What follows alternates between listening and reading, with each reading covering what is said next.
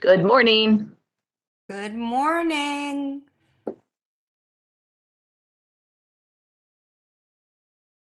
If I might, Madam Secretary, can I just double check with you? Is Commissioner Morgan joining us this morning? I believe he is. Okay, we'll give him a minute or so more.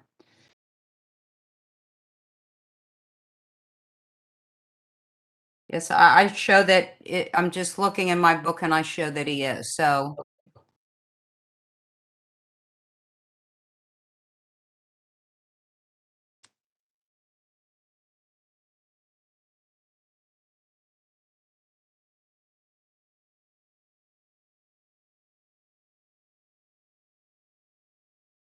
Good morning. good Morning, morning. Commissioner. We are just giving Commissioner Morgan another minute or so. Surely. And Vice President Nakajo, good morning, sir. Good morning, Madam President, Commissioner Livingston, Maureen, Hello. Brad, Mrs. McDiff, and Member Shanahan.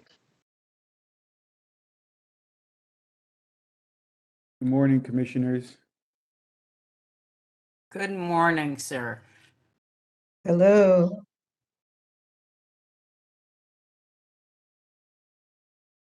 Maureen, I noticed that Commissioner Covington has two slots on this morning, so Yeah, I see that as well. Did you sign in twice? Yes, I did because I signed in at 9:25, and then when I tried to come back, so I'm trying to get rid of the other me because I'm getting an echo. Good morning, everybody. Good morning, Commissioner Morgan. I made it. You made it. Good morning, Chief Nicholson. Greetings and salutations.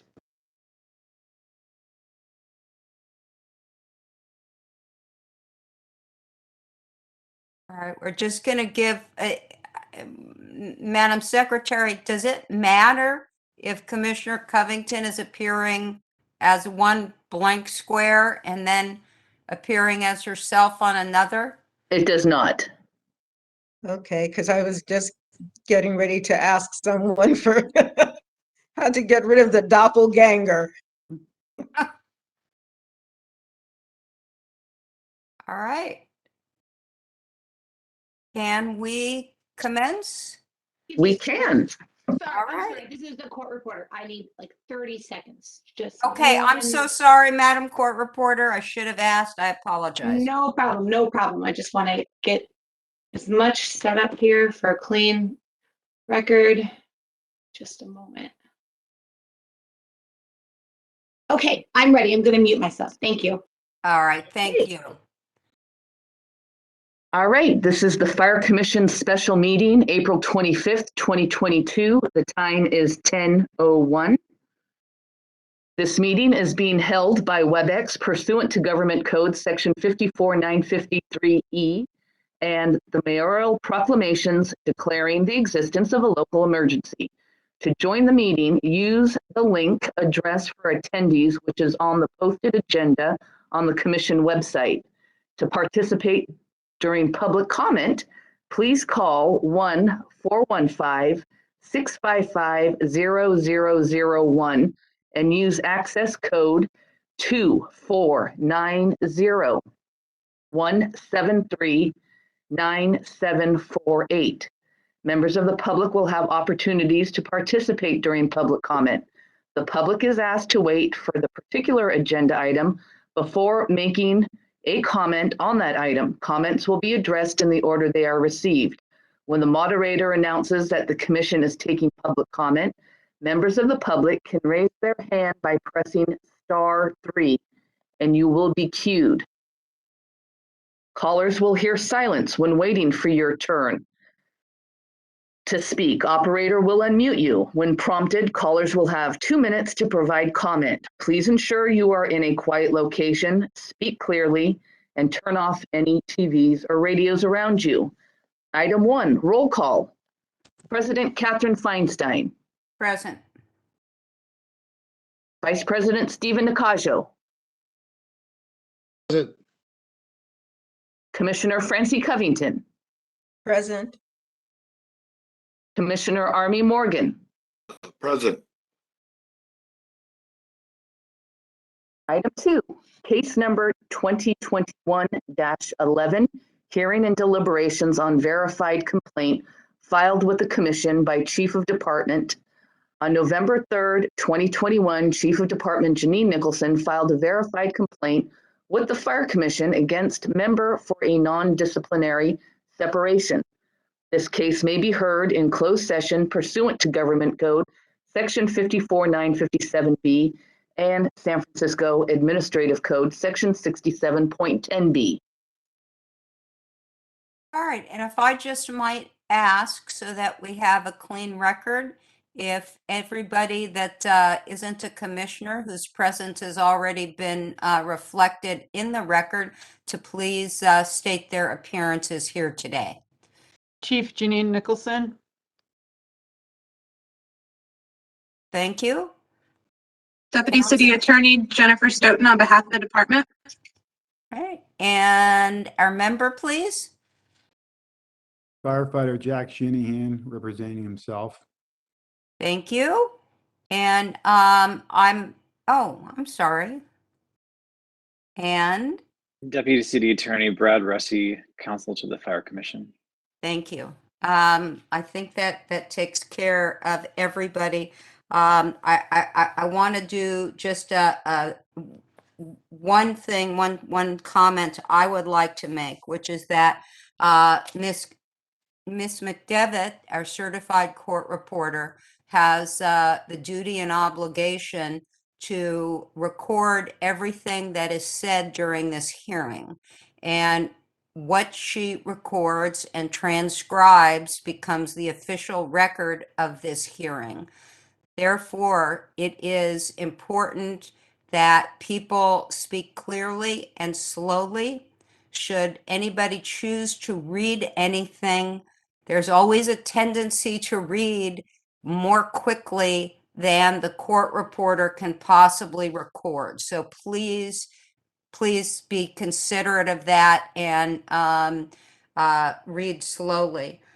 Secondly, having been trained by certified court reporters in my life, it is important that we have this accurate record, and she can only report for a certain amount of time before we need to give her a little bit of a respite. And so I will be keeping an eye on that. I'm going to do my best not to interfere with in the middle of any witness's testimony, but when a witness perhaps finishes direct, I will give the court reporter a break before we get to cross, or if we're done with cross, before the next witness. So I want everybody to understand that. Also, if at any time the parties, anybody needs a break, please don't hesitate to ask for one, and we will accommodate that. And that applies to everybody. So with that, I think, Madam Secretary, I think we're ready for any public comment. Okay, item A, public comment on special meeting agenda item, possible closed session. Members of the public may comment on all matters pertaining to agenda item 2 and whether to consider the matter in closed session. Government Code Section 54954.3A and Administrative Code Section 67.15B. And we do have public comment. Caller, would you like to make public comment? Oh, yes, thank you. Your time starts now. This is Daniel Yance, retired San Francisco Fire. In witnessing these hearings, it appears that they have nothing to do with health or public safety. I've heard the department and city attorneys defer to the experts quite often, but they've chosen to ignore the science, data, and testimonies of brilliant physicians and scientists.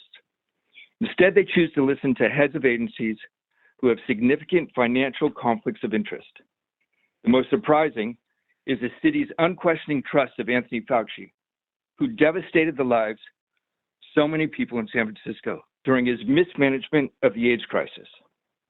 He forced good doctors to go underground to provide beneficial therapeutics that he made illegal in his singular push of his horrific drug, AZT.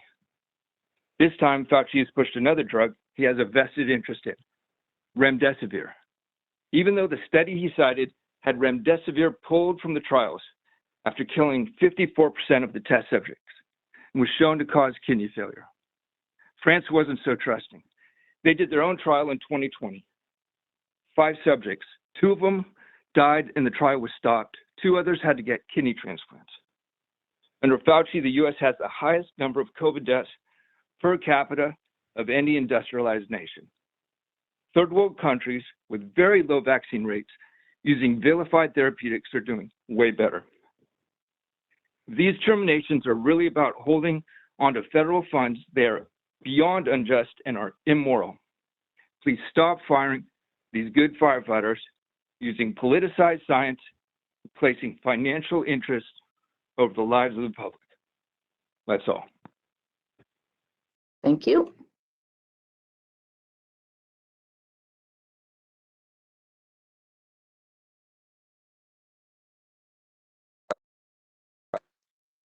Caller, would you like to make public comment? Yes, can you hear me? Yes, your time starts now. Okay. This is Greg Saban, D student forced to retire prematurely. Sadly, we are here to witness the unlawful termination of our brother, Jack Shanahan, a strong, dedicated worker, husband, and father of 2, the youngest just being a few months old. Everyone attending these meetings knows by now that these hearings are just a charade. The commissioners pretend to listen to statements, evidence, and facts, and then pretend to actually deliberate before coming back with a predetermined outcome recommending termination. The public has been watching and no one is fooled. The logic behind your decisions has become almost laughable. This is all based on a health order that states that the vaccine will prevent you from getting COVID, but the city is claiming that it only is authorized to prevent COVID. If anyone can explain what the difference is, I would love to hear it. This is not about safety. It is all about politics and money. We know that if the city can maintain their 100% vaccinated compliance, it will mean a huge compensation of federal money. Even our own department doctor, Dr. Brokaw, is all over social media stating that politics and health are inseparable. If the vaccine is so effective, then why are we still not allowed to have open public hearings? The monthly commission meetings are open to the public, but City Attorney Yan feels that it would turn into a super spreader event if we were allowed to have our hearings open to the public. None of this makes sense, and sadly, we will lose another dedicated firefighter to this madness while the city is crying about staffing shortages. Thank you. Thank you.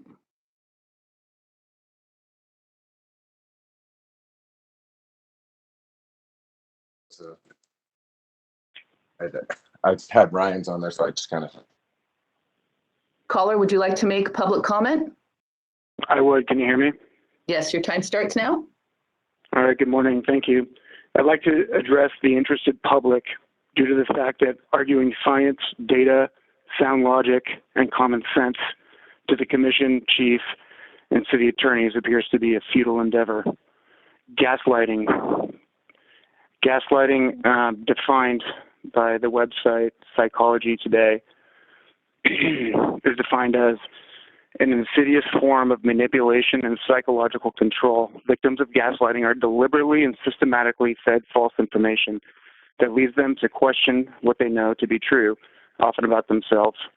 They may end up doubting their memory, their perception, and even their sanity.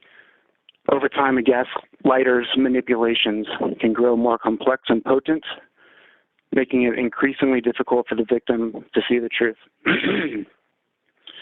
Why do I bring this up? the chief and her attorneys are attempting to gaslight the public. You may hear from the city attorney, Stoughton, phrases like, there are no breaches of Skelly rights, no breach of due process, no violation of Constitution, or no breach of violation for the Constitution of the state of California or for the United States of America. She may say this because everyone playing a part in this hearing is well aware that there's been a dedicated effort to eliminate firefighters who did not get the shots. And this is with all parties involved in this hearing. Though these paper victories that have happened thus far from the chief, Yan, Stoughton, and the commission may feel good in the moment, these quote-unquote victories are frail, shallow, and extraordinarily problematic for all of you involved in the long run. You see, you forgot due process.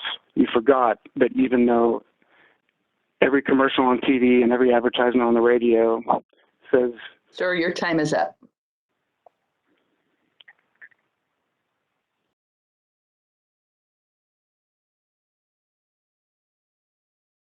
Caller, would you like to make public comment?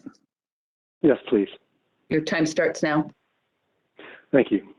As a concerned California resident, I respectfully call upon the fire commissioners to open their final deliberations to the public and push back against the order of the city's health officer based on its unintended consequences for the citizens of San Francisco. During the February 24th separation hearing that resulted in the firing of a former Marine pilot, father of 3, and 7-year veteran firefighter, Fire Commissioner Ken Cleveland, when asked for his vote to keep the commission's final deliberations closed to the public, said, quote, "I vote no. I do believe we should keep this discussion public. This is a matter that goes far beyond the 4 commissioners here and needs to be addressed in open session." However, the deliberations were voted closed, so we can only assume, based on the testimony during the hearing, that Commissioner Cleveland was referring to the unintended consequences resulting from the implementation of the health officer's order, the impact on San Francisco's citizens of an already short-staffed fire service now further burdened by the loss of more than 17 well-trained and experienced public safety personnel, those firefighters who early on in the pandemic were deemed essential frontline heroes, trained and willing to take calculated risks when saving other people's lives, but also chose to ensure their own personal safety by avoiding the unknown and unintended health risks that it can accompany any new vaccine. The commissioner said that ignoring or amending the health order was, quote, out of their purview. However, Commissioner Cleveland apparently felt it was his responsibility to, and I'm quoting a former firefighter, to assert yourself in protection of those that serve under your charge. Because the next day, following an apparent disagreement of principle during the closed deliberations, Commissioner Cleveland chose to step down from 8 years of public service, removing his voice from the conversation forever. Another unintended consequence of this order. Thank you. Thank you. Caller, would you like to make public comment? Yes, thank you. Your time starts now. Christopher Silas, retired fireman under duress, City and County of San Francisco, resident, voter. Good morning to the Kangaroo Court, where a decision to terminate our brother Jack Shanahan has been made before a word has been spoken or any evidence has been presented. The City and County of San Francisco says that the burden of proof is on them and the San Francisco Fire Department by a preponderance of the evidence. Yet the city's case, as well as the city's health order, has been decimated by scientific facts and tremendous arguments put forth by multiple terminated firefighters and our attorney, Heather Gibson. Meanwhile, the city lawyer and the chief of the fire department continue to trot out the same tired arguments that have been debunked multiple times at every hearing. They continue to present a paint-by-numbers argument that a first grader could dismantle.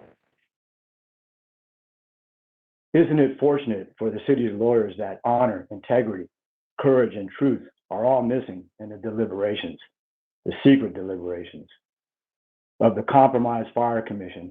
Otherwise, we would all still be working. Here are a few facts that have been presented and ignored.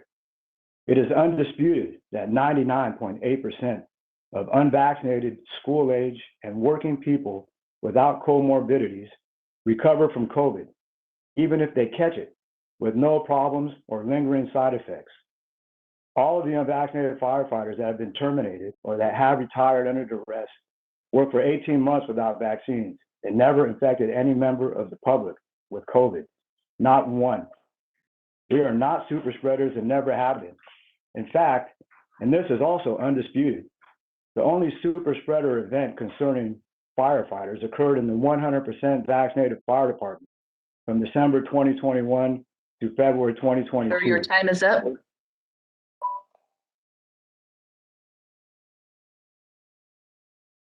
Caller, would you like to make public comment? Yes. Your time starts now. Jack Shanahan is a loving father, a dedicated firefighter, and a man of God. I've seen Jack at multiple fires throughout my career, and I can say that you don't come across many Jack Shanahans in the San Francisco Fire Department. He's a hard worker and knows what he's doing, but we all know the SFFD doesn't care about quality. I wanted to bring to light a recent concern of mine. The SFFD is firing firefighters who have religious exemptions. The chief is taking advice from a radical doctor who states that politics and health are inseparable. Is Jack here because Dr. Brokaw believes that politics and health are one and the same, according to her recently changed Twitter account? Commissioners, are your decisions to terminate all these firefighters politically motivated as well? Don't worry, we already know the money was too good to turn down. The efforts of San Francisco have been partly successful when censoring and hiding the atrocities that are taking place in this city. Let me tell you, outside of the San Francisco echo chamber, the general public is disgusted with what's going on. When it all comes out that this was illegal and wrong, like the unconstitutional mask mandates, an apology isn't going to cut it, Janine. It's going to require your resignation, along with the resignation of your silent administration, as well as the resignation of your radical extremist doctor. That's all. Thank you.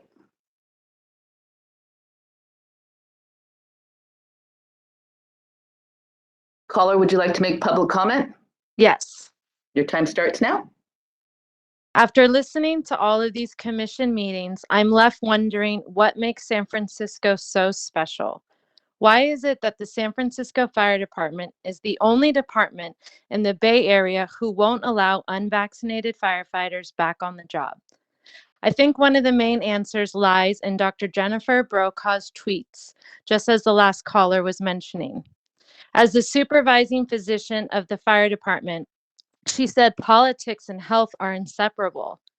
And that is what every one of you on this commission are showcasing here. You are continuing this legacy of being unable to separate politics and health. Your personal political beliefs should have no place in this process of letting these firefighters back on the job. But it's clear that your politics are running this theater puppet show. Anytime any of these firefighters have provided real evidence and scientific truth that doesn't fit within your narrow political view, you are quick to label them conspiracy theorists. Mr. Yan's only go-to in every commission meeting is to paint the picture that any other narrative is conspiracy. And Feinstein, you even asked firefighters about their family's own personal medical decisions for their children. That is disgusting. And you are trying to paint these families as dangerous and irrational.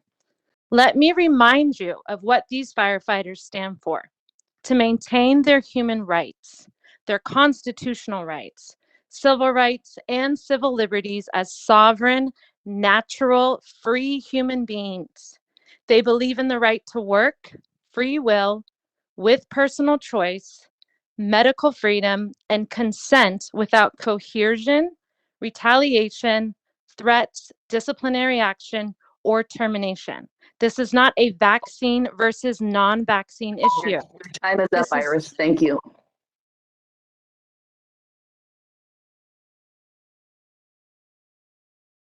Caller, would you like to make public comment? Sure, yes, I would. Your time starts now. Thank you very much. Commissioners, good morning. I hope you guys try to listen a little closer today. The chief will provide zero evidence, documents, data, no affidavit signed from any doctor or logistical person that's going to provide why Firefighter Shanahan cannot be accommodated with subsections A through D. You should have these all memorized by now. Okay, pay attention today, please. Jack Shanahan is a native San Franciscan, great dude, great family. You're losing another one, okay, another one of these San Francisco families. Little different than maybe some of the families you guys know, but nevertheless, a good native San Franciscan family. Dr. Brokaw, geez Louise, man, she just changed her Twitter thing yesterday. Now it's saying that her views don't represent the fire department or whatever, but all her other tweets, health and politics are inseparable. And then she did a really good one that she was going to take the gloves off yesterday or some other day. I don't know. I'm not on Twitter, but a lot of people are sharing this information. And then also it's been really interesting. I'm a D student too. Sorry about that. But the last argument that the lawyer's bringing up now about it doesn't matter if it prevents it, it was authorized to prevent. So if the city authorizes a lake to be a tree, is it a lake or a tree? I mean, are we this stupid in this day and age we can't use our own brains anymore and know that, okay, a mistake Your was time made? is up. Thank you.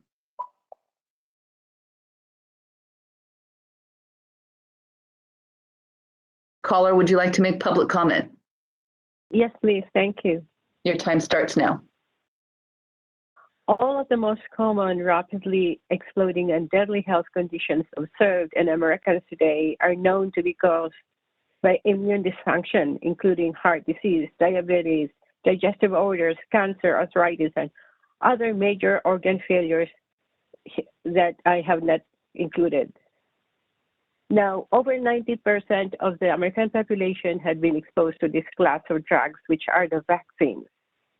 They are specifically engineered to permanently alter the immune system. Without having ever studied or tested a single vaccine for its long-term or cumulative health effects, pharma's only alibi is that most of this damage is not immediately diagnosable after injection.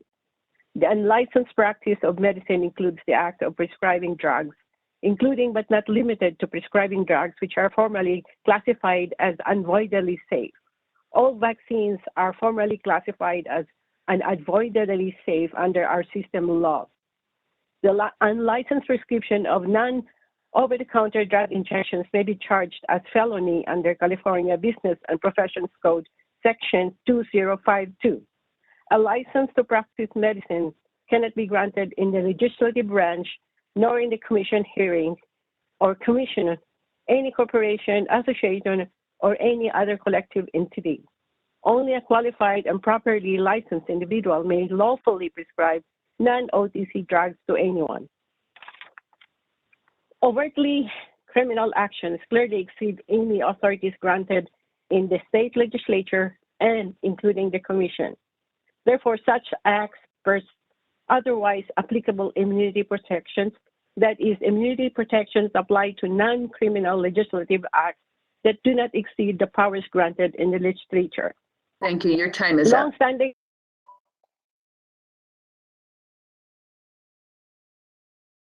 Caller, would you like to make public comment? Yes, can you hear me? Yes, your time starts now. Thank you for taking my call. Seems to be a lot of D students. I'm just a C- student. I want to read something real quick for the Fire Commission, just as a reminder of history. First, they came for the communists, and I did not speak out because I was not a communist. Then they came for the socialists. I did not speak out because I was not a socialist.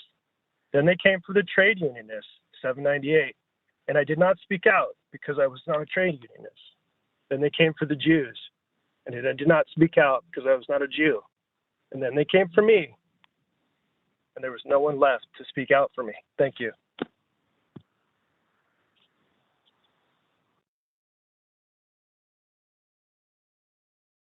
And that is the end of public comment. All right, thank you very much, Madam Secretary. Public comment will be closed at this time. I'm going to go through some preliminary matters here. And for the first thing I think that I would like to do is under Rule 11A of the procedural rules, Firefighter Shanahan, we need to formally take your plea, which the question is, do you agree or disagree with the chief's stated reasons for requesting dismissal? I respectively disagree. All right, your plea is entered. At disagree. Next, we're going to go on to whether or not this matter should be held in open session or closed session. Sir, what is your preference? Open. All right, and does the department have any comment or objection? The department does not have any objections. All right, let us then move on to deliberations. That is a commission vote, whether to conduct deliberations in open or closed session. Is there any motion or discussion? Yeah, I'd like to make a motion. We have the deliberations in closed session. Is there a second? Madam President, I will second. Thank you, Vice President Nacogio. I'll do a roll call vote. President Feinstein, how do you vote? Closed session. And Commissioner Covington, how do you vote? Closed session. The motion is unanimous. Deliberations will be in closed session. All right, thank you very much. Just to review some of the basic procedures as to how we are going to proceed today.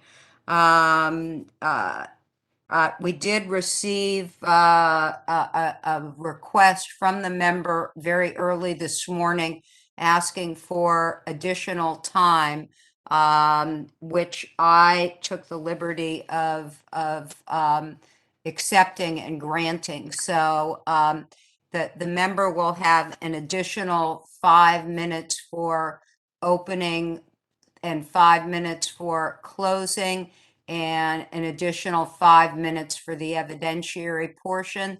Of course, the same will be allotted to the city, so I'm going to assume the city doesn't have any objection. Am I correct, Ms. Stoughton? You are correct. Thank you. All right, so the way this will proceed is that each side will make an opening statement. The city, which bears the burden of proof, will go first, and then it's up to the member. He has a choice. After the city's opening statement, he may give his opening statement, or he may reserve his opening statement and give it upon conclusion of the city or the department's evidence. Next, the department will present its case, and the member will be able to cross-examine any witnesses or question any exhibits that are introduced. Then, of course, the member will have the opportunity to present his case, and the same rules will apply. We have the time limits established already. During the questioning of witnesses, if one side has an objection, please state your objection for the record and your grounds for the objection. I will then rule on the objection. If I sustain an objection, it means the witness will not answer the question. If I overrule the objection, the witness will be instructed to answer the question. As I mentioned before, if at any time any of the parties or commissioners or anybody participating here needs to take a recess, please just let me know. Again, I don't want to interrupt the flow of a witness, but I will certainly accommodate any request for a recess. After evidence is presented, we then will have closing argument. Again, per the member's request, I've granted extra time for closing argument, which will apply to both sides. Again, please be mindful of our court reporter. Speak slowly, and if you read anything, truly read it slowly so that she can get it recorded. I should say it's my intention to take a break every hour and 15 minutes to at most an hour and a half. And let me just make sure, Madam Court Reporter, does that work for you? And I see her nodding in the affirmative and giving me a thumbs up. So that's what we're going to do. I think we are therefore ready to begin with the department's opening statement. Thank you. Good morning, commissioners. We are all here today because of a worldwide pandemic that started 2 years ago, killed millions of people, and overwhelmed the healthcare system here in San Francisco, the country, and the world. 1 year into the pandemic, 3 highly effective vaccines were approved by the FDA to prevent the spread of COVID-19. That means today, anyone can walk into any pharmacy and get a free shot that will protect them, their families, and their communities from this deadly pandemic. Fast forward to today, and San Francisco is a COVID success story, in part because of the measures taken by the San Francisco health officer to combat the spread of COVID-19. One such measure was Health Order C19-07Y, which requires all city employees who may work or enter in high-risk settings to be fully vaccinated by October 13th, 2021. The health order was based on the health officer's scientific and medical judgment that vaccines reduce the likelihood of employees getting COVID and spreading it to the general public. Because of the success of the vaccines in spreading COVID-19, the city as an employer has also made being vaccinated a condition of employment. That means to be a city employee with any city department, you must be vaccinated today. The chief also issued General Order 21A-70, ordering all fire department employees to comply with the health order, as well as the city's vaccination policy. Today, nearly 99% of city employees have received a full course of vaccination. Despite all the rhetoric we have heard over the past couple months, the case before the Fire Commission is a simple one, and the facts are undisputed. It is undisputed that the FDA has authorized 3 vaccines to prevent the spread of COVID-19. Those are clearly laid out in the health order. It is undisputed that Firefighter Shanahan works in high-risk settings as part of his normal job duties. As a firefighter, his job reliably brings him into contact with the elderly, the sick, the young, those who cannot be vaccinated, and others who may be at high risk of dying from COVID-19. It is undisputed that Firefighter Shanahan did not get the vaccine. Thus, it is undisputed that Firefighter Shanahan is in violation of the health order and the general order, leaving the Fire Commission no choice but to subject him to a non-disciplinary separation. Now, the health order did allow for certain exemptions. It allowed for exemptions due to medical disability or sincerely held religious belief. It did not allow for exemptions based on personal beliefs.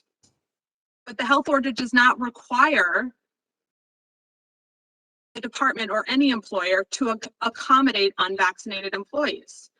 To the contrary, the health order anticipates that there may be situations in which a city department simply cannot accommodate an unvaccinated employee, even those who could establish grounds for an exemption. For instance, employees who work regularly with vulnerable populations do not have to be accommodated.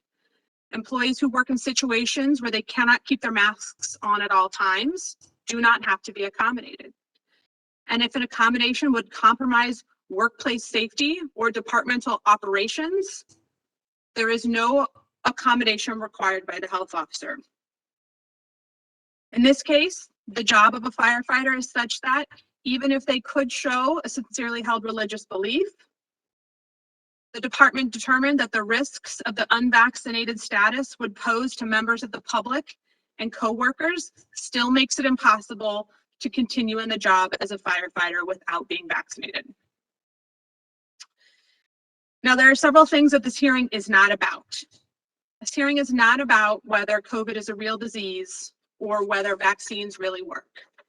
The city's health officer has decided that they do, and the department and the commission is bound to follow her judgment, not to substitute her judgment for our own theories. This hearing is also not about whether there have been COVID vaccines authorized to prevent COVID-19. That is clearly laid out in the health order that there are. And this hearing is not about whether firefighter Shanahan is a good firefighter.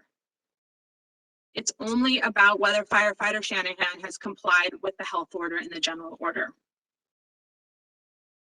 Firefighter Shanahan was ordered to get vaccinated. Despite being aware of this obligation to comply with both the health order and the general order and the consequences of not being vaccinated, firefighter Shanahan made the decision to remain unvaccinated. The Fire Commission therefore should uphold the chief's recommendation of a non-disciplinary separation to ensure continued compliance with the health order and to protect the health and safety of the fire department as well as the public that they serve. Thank you. Thank you, Ms. Stoughton. Now I turn to Member Shanahan. Sir, do you wish to make your opening statement at this time, or do you wish to reserve and make it at the end of the evidentiary portion of the department's case? I will make it now. All right, please proceed. Okay, before I proceed, I would like to state that everything that Ms. Stoughton just said is irrelevant. I am one of 3 exempt employees. The case presented to you today by the city may seem like a simple one, but that is just because they are telling you one side of the story. I hope to tell my own story of what happened today to get you, the commissioners, to see that there's not been a fair due process and reconsider the chief's recommendation for my non-disciplinary separation. Any argument stating that I am in some way asking for the health order to be altered, amended, or ignored or overridden is a red herring. I complied with the health order and the general order by ways of requesting a religious exemption. Both orders stated that this would be an option. So it was my intention and understanding that I fully complied. Furthermore, the department found that I indeed qualified as an exempt personnel and I am precluded from the vaccination. The reason I'm here today is not because I am non-compliant, but it's because the department is refusing to accommodate me. The department and the city are relying on a small subsection of the health order, A through D, to claim that it would be an undue hardship to accommodate me. But there is no evidence to date that there is any or ever has been an individual assessment based on real life actual situations where the chief would have looked at the consideration of 3 approved exemptions and it would be possible to accommodate such a small number of firefighters. Without any evidence to support the claims of undue hardship, I am led to believe that Chief Nicholson was possibly instructed by someone else to not even consider the possibility of accommodations. Additionally, stating in a recent hearing, she consulted the department physician, Dr. Brokoff, about possible accommodations. Given that Dr. Brokoff has made publicly known in her belief, and I quote, politics and health are inseparable, which is the line she included in her own Twitter bio, only just to remove it this weekend. The chief has also mentioned that it is her duty to keep the public safe. As a firefighter, keeping the public safe has been my duty that I have taken extremely seriously, including and especially in the recent months during the pandemic. I was able to perform every function of my duty safely, effectively, and without being infected with COVID or infecting any other patients with COVID. Because I believe I can continue to do this while also being compliant with the health order and general order as an exempt personnel, and was provided no evidence to support any claims I could not. I followed the advice from my union and immediately filed for a grievance. The city was unresponsive and non-transparent to this grievance process, which I now believe was so they could attempt to build a case against me. The grievance was filed by the union on behalf of me on October 18th, 2021. I was told per the MOU of the city and the union that they had 15 days to respond. That never happened. In the meantime, I continued to receive letters telling me I was non-compliant and facing disciplinary actions. On October 20th, I had an administrative meeting with the chief where she had the opportunity to, but did not, explain to me exactly why she felt I couldn't be accommodated. This would have been extremely greatly appreciated, as it's been a very vulnerable and stressful time for me and my family.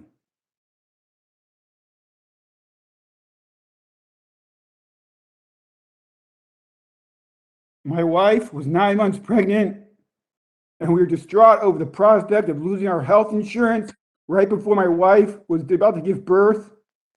In November, I went on FMLA and bonding time and spent the next few months following up with the union to see exactly what the developments of this grievance were. At a time when I should have been focused on my family, I was continuously stressed that the process to terminate me was proceeding. While the city and the department ignored my grievance process to the point that it came to a complete standstill for months. Today, the chief has the burden to present a testimony, expert witnesses, affidavits to support her claim that I am undue hardship beyond her own testimony and hypothetical situations. There is no reason I cannot perform my duties as an exempt employee the same way I did 18 months prior to my suspension. Thank you. Thank you, Member Shanahan. Madam Court Reporter, how are you doing? You're okay. All right. The city may call its first witness. The city calls the chief of the department. Good morning. Good morning, Madam Court Reporter. If you could kindly swear the chief.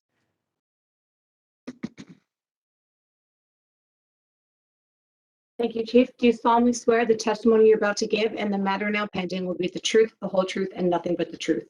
I do. Thank you. Morning, Chief. Can you state and spell your name for the record, please? Janine Nicholson, JeaninneNicolson.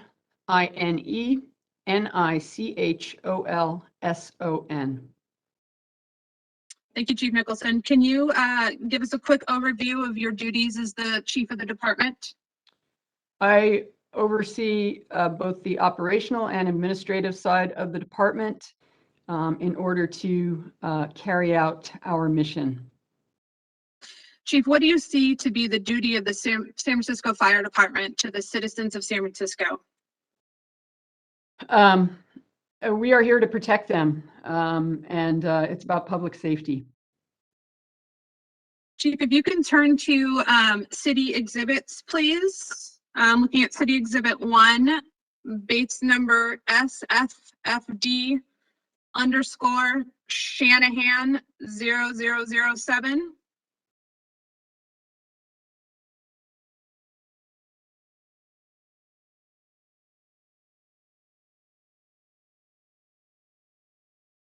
Okay. Do you recognize this document? Yes, this is the health order from City and County of San Francisco's health officer regarding COVID-19. Who issued this health order? Dr. Susan Phillip. Okay, and do you know Dr. Susan Phillip's title? She is the health officer for the City and County of San Francisco. Did you review the health officer in the course of your duties as chief of the department? I reviewed the health order, yes. What do you understand the purpose of the health order to be? The purpose is to reduce risk and take care of the public. It's about public health and public safety. And is the health order related specifically to COVID-19? Yes, it is. What do you understand the department's obligations to be under the health order? Our members all have to be vaccinated, but our first responder members had to be fully vaccinated by October 13th, 2021, which meant 2 weeks prior they had to have their final vaccination. Is the department obligated to comply with the health order? Yes, we are. Can the department ignore any requirement of the health order? No, we cannot. Chief, did the health order define what it means to be fully vaccinated? Yes, it did. Okay. And I'm going to have you turn to Bates number, still in City Exhibit 1, Bates number 0009. I see it. Okay, looking down at subsection K. Yes, Is this the definition of fully vaccinated? it is. Does the definition of fully vaccinated include vaccines granted emergency use authorization by the FDA? Yes, it does. Does it include vaccines granted emergency use authorization by the World Health Officer? World Health Objection. Organization, yes. By Wait, the 1 World Health second. Organization. There's an objection. Yes, sir? What's the relevance to stating the World Health Organization's whatever she's talking about? I'm an exempt employee. That means I am exempt from the vaccination. All right, you can bring that up in your case in chief. I'm going to overrule your objection and the chief may answer. Chief, real quick, is any first responder in the fire department exempt from the vaccination requirement? Exempt from it? Yes. Yes, there are a few people that are exempt. Okay. Chief, does the health order provide a link to the FDA website that lists the FDA authorized vaccines? Yes, it does. Okay. Does the health order provide a link to the WHO website that lists the WHO approved vaccines? Yes, it does. Does the health order state that the FDA has granted full approval for the Pfizer vaccine effective August 23rd, 2021? Yes. Have you personally confirmed that there have been vaccines that have been authorized by the FDA to prevent the spread of COVID-19? Yes, there are 3 vaccines that are authorized to prevent the spread of COVID-19. And which 3 are those? The Pfizer, Moderna, and Johnson & Johnson. Did the department rely on the health order's definition of fully vaccinated to determine what it meant to be fully vaccinated for its employees? Yes, it did. Did the health order mandate certain rules for employees in high-risk settings? Yes, it did. Okay, Chief, if you can still looking at City Exhibit 1, turn to Bates number 0018. Okay.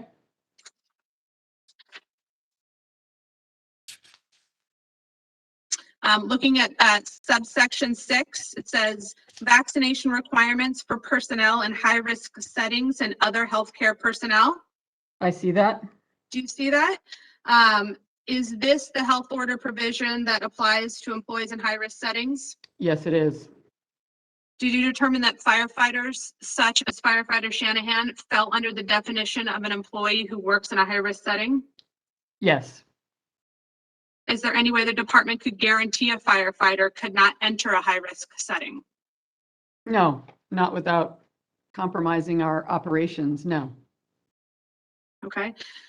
In your view as the chief of the department, can Firefighter Shanahan perform the essential functions of his position if he is not permitted to enter high-risk settings?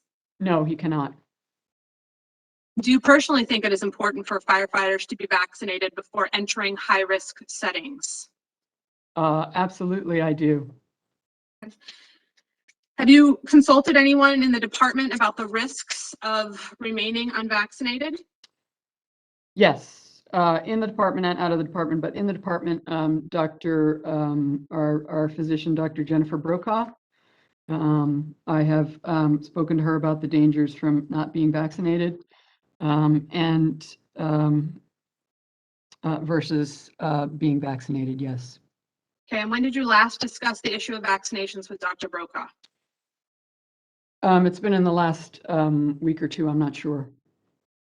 Based on your conversations with Dr. Brokaw, what do you understand the public health benefits of vaccination to be? So the public health benefits, the dangers from not being vaccinated are, exceed any possible, health risk to the public. It is my understanding that it has prevented, millions of deaths, and it has prevented many infections from even occurring, which then in turn Objection, prevents, which then in turn. Wait, 1 second. Say that again, sir. Does she have any sworn affidavit or a testimony from Dr. Brokaw of what she is saying? She doesn't need one. Hearsay is admissible in these hearings, and you're free to cross-examine her on that or call Dr. Brokaw as your witness. So your objection is overruled. Please, if you would start your last sentence of your answer again, Chief. So these vaccines absolutely do prevent many infections from occurring, which in turn prevents further transmission. And it is, the science states that vaccines have saved tens of millions of lives. Thank you, Chief. Did the health order permit exemptions to the vaccination requirement? Exemptions, yes. Medical disability or sincerely held religious belief. Did you have any role in determining whether a specific employee qualified for an exemption? No, I did not. Does the health order require the department to accommodate unvaccinated employees who could establish a right to an exemption? No, it does not require that. Okay. Did the health order contain guidance about accommodating unvaccinated employees in high-risk settings, even if they qualified for an exemption? Yes. Okay. So Chief, still looking at City Exhibit 1, turning to base number 0019.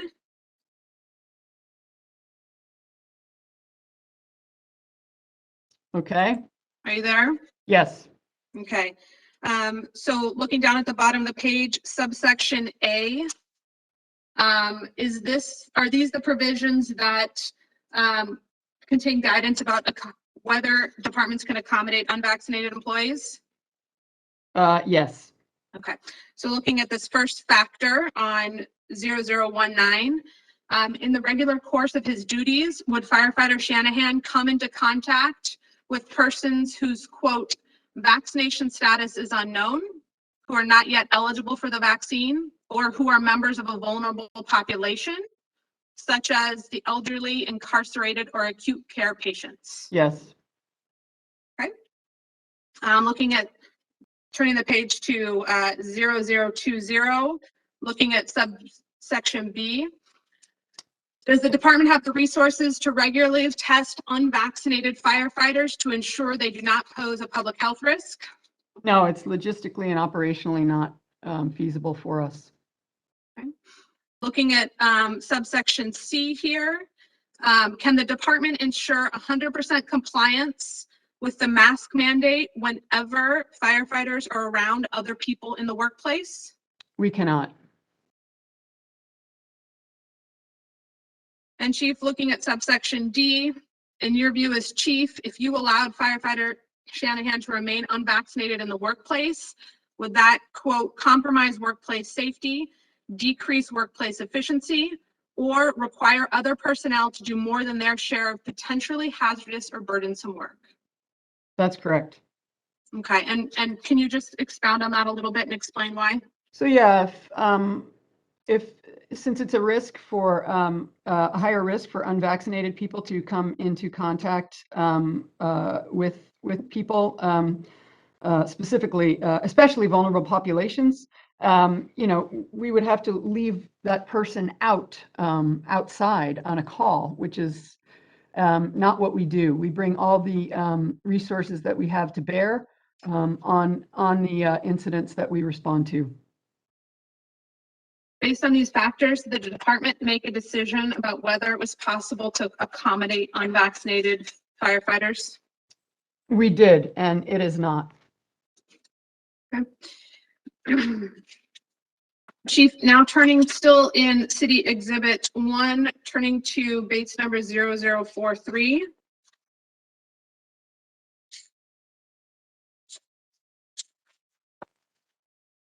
Okay. Do you recognize this document? Yes, this is a general order from last August 2021, regarding our the COVID vaccination policy. And is this a general order that you issued? Yes, it is. Okay. What does this general order require of firefighter or of department employees? So first of all, they had to report their vaccination status in the People and Pay portal, and then they had to be vaccinated and in accordance with the city's health order. Okay. And did this general order apply to firefighter Shanahan? It did. Okay, and how do we know that?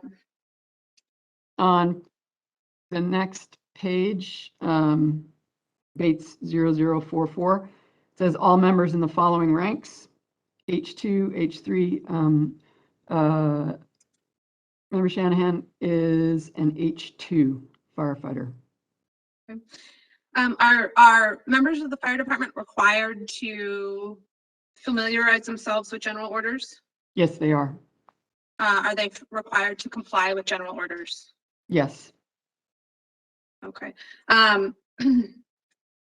Does this general order also require employees to comply with the city's vaccination policy? Yes. And does the city's vaccination policy require all employees to be vaccinated as a condition of employment? Yes. And did this general order advise employees what the consequences of not complying with the general order would be? Yes.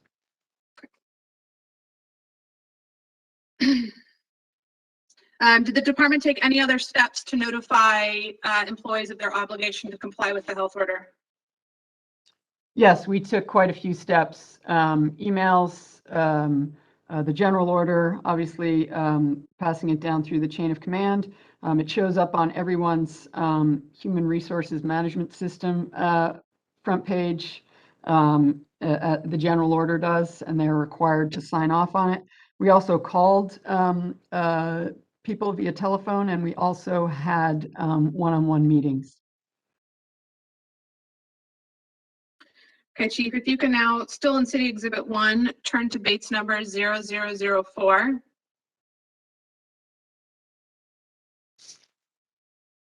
I see it. Okay, do you recognize this document? Yes, it is a document I sent in October, basically stating that Member Shanahan had not met the vaccination requirement and what next steps were. Okay. Did this document advise Firefighter Shanahan of the requirement to be vaccinated? Yes.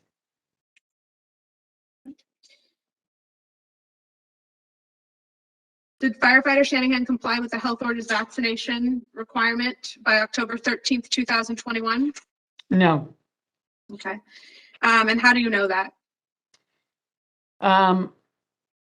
We have a report run from the People and Pay database, and it will it basically lists whether you have or have not complied. Chief, turning to Still City Exhibit 1, Bates number 0005. Yes. Do you recognize this document?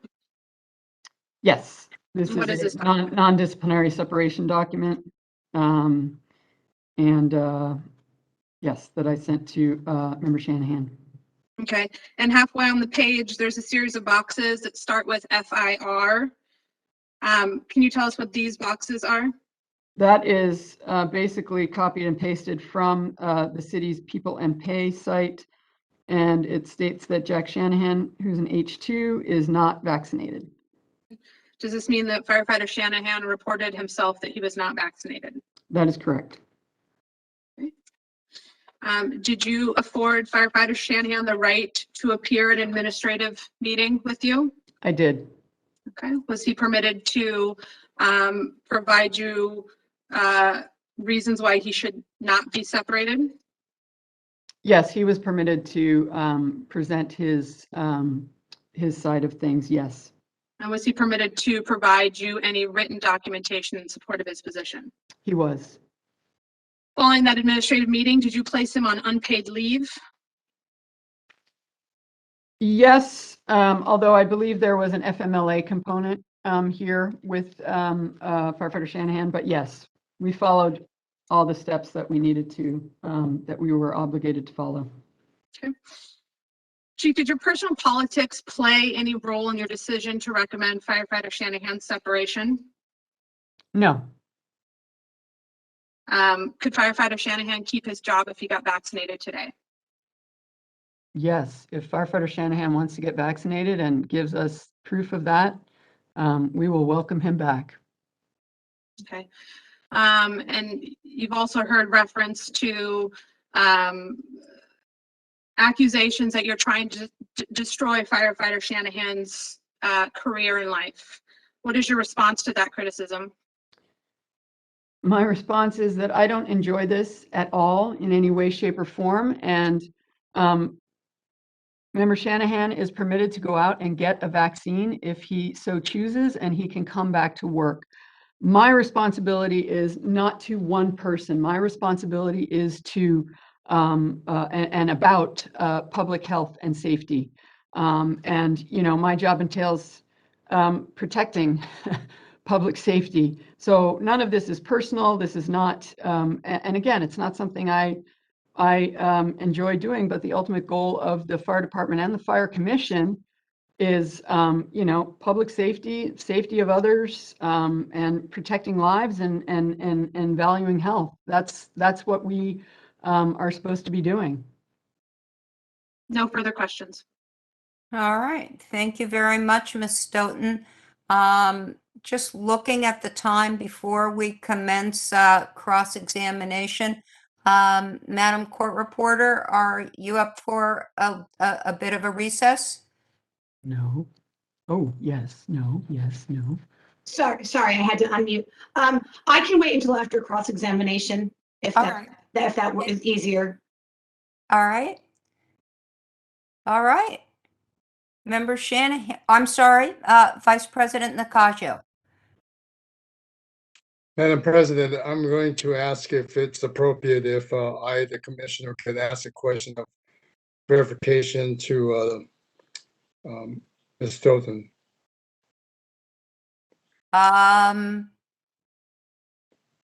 Yes, you may. Thank you, Madam President. Ms. Stoughton, I'm looking at my notes. And in your statement, you were saying that the health order applies, the general health order, and you quoted the number of the health order. My question to you is that that health order applies to all members of the city and county of San Francisco who are employed by the city?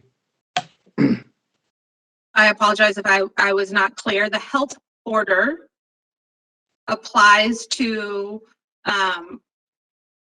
well, specific to purposes of here, there are certain special requirements for employees who enter high-risk settings. But separate and apart from that, there is a city policy that requires all employees to be vaccinated. So there's two different policies at issue. The only one that's really relevant here is the city's health order that requires employees who enter high-risk settings to be vaccinated by October 13th. Okay, question of clarification, does that order in terms of high-risk setting supersedes the general health order applied to the city, to all San Francisco city employees? It does not, well, it supersedes it to the extent that it required compliance vaccination earlier than the city's vaccine policy did. Okay, just so I'm clear again, that general health order then that applies to all city employees applies to all employees that are working out of the city and county of San Francisco? Yeah, I just want to be clear. So there's a health order issued by the health officer that had specialized requirements for employees who enter high-risk settings. I understand that. I'm asking about a general health order that I just want to get clarification that I heard that all city and county employees had to comply to. I'm just trying to get a clarification of that. Yeah, I apologize for that. So it's not a health order, it's a city vaccination policy. And the city's vaccination policy required all city employees to be vaccinated by November 1st, 2021. Okay, and that's different comparative to the high risk order. Is that correct? Yes, the high risk settings requirement was issued by the health officer. And that had an earlier date of October 13th, 2021. All right, thank you for that. I was going to ask for that date. Thank you, Madam President. Thank you.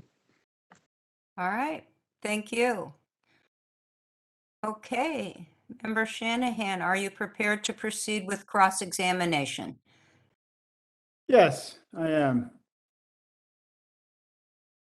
Okay, good morning, Chief Nicholson. How are you? Good morning. Okay, Chief, you acknowledge that both the health order and the general order mention exemptions based on either sincere religious beliefs or medical disabilities, correct? Exemptions, yes. Yes. Are you aware that the department determined that I have a sincerely held religious belief that precludes me from being vaccinated? That is what I've been told, yes. And you stated that you weren't involved in the process of making that determination, correct? That is correct. But you made the determination on whether I would not be accommodated, correct? Yes. How many firefighters were determined to be precluded from the vaccination requirement? I don't have those numbers. You don't have those numbers? I do not. Okay. When you were making the determination on whether the accommodations would be possible, how many firefighters did you account for? Exempt firefighters, sorry, did you account for? Can you say that again? Can you ask that again, please? When you were making your determination that you could not accommodate me, how many firefighters with exemptions did you account for? It was about risk. It wasn't about numbers. It was about the risk that we were willing to take on. Chief, for the sake of the commissioners, the level of risk is going to differ between 1 firefighter to 50 firefighters. So is there any way you could remember the number? No, but because I oversee the department and I have a responsibility to public safety, one person is a big enough risk that I'm not willing to take. How many firefighters are approximately in the San Francisco Fire Department? There are approximately 1,500 employees, give or take. So 1 firefighter out of 1,500 firefighters presents a big enough risk not to, for non-disciplinary separation? So yeah, all those 1,500 are not all firefighters, but one person presents a risk, yes, and I'm not willing to take that risk.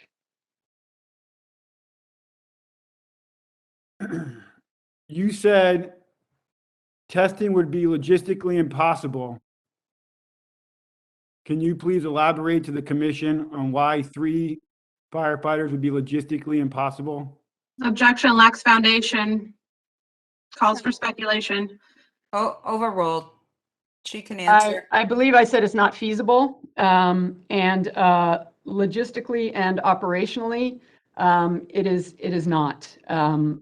From testing to tracking to figuring out where people are to making sure you're tested before you get on the rig. But again, that was just before you even get into the fire station. But again, that is one of 4 factors. One of 4 factors that I utilized to make that determination. Okay, thank you. I appreciate that. Let's go to my evidence packet and let's go through those 4 factors so we can have a clear understanding of what 4 factors you're talking about. Okay, what can you remind me the page number? Okay. Hang on 1 second, please. All right, could you please turn to the bottom of my evidence packet 004?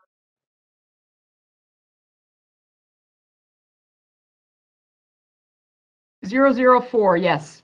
Okay, at the bottom it says whether personnel will place others at high risk of transmission of COVID-19, correct?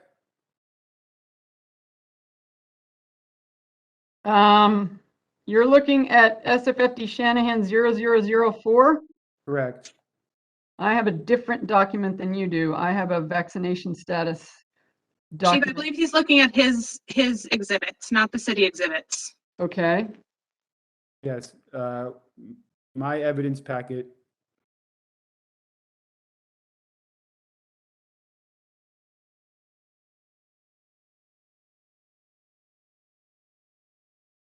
Okay, so what page is that in the other evidence packet?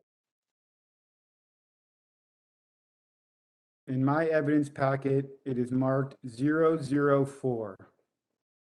And if it assists at all, it is the order of the health officer C19-07Y updated, and it's page 13 as marked by the creator of that document. Okay. Thank you. So, can you ask that again, please? Oh, we're just gonna, you just said that you used A, B, C, and D to justify not accommodating me. So we're gonna walk through it here. So we'll start with A. And it says whether personnel will place other people at a risk of transmission of COVID-19, correct? That is correct. Okay, let's turn now in my evidence packet to 007. Okay. Okay, you see where it says the Mount Everest of surges?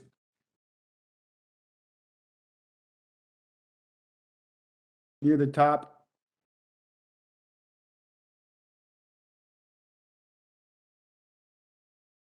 Hang on, I've got to get this other, Maureen, do you have another copy of this?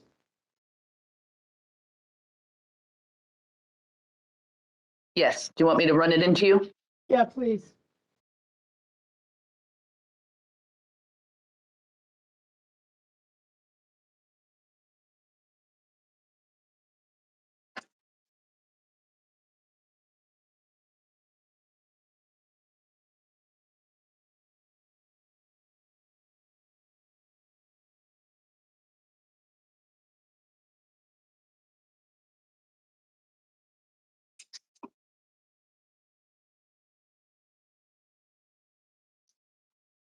Oh yeah, I have this. Sorry, I was looking for a binder.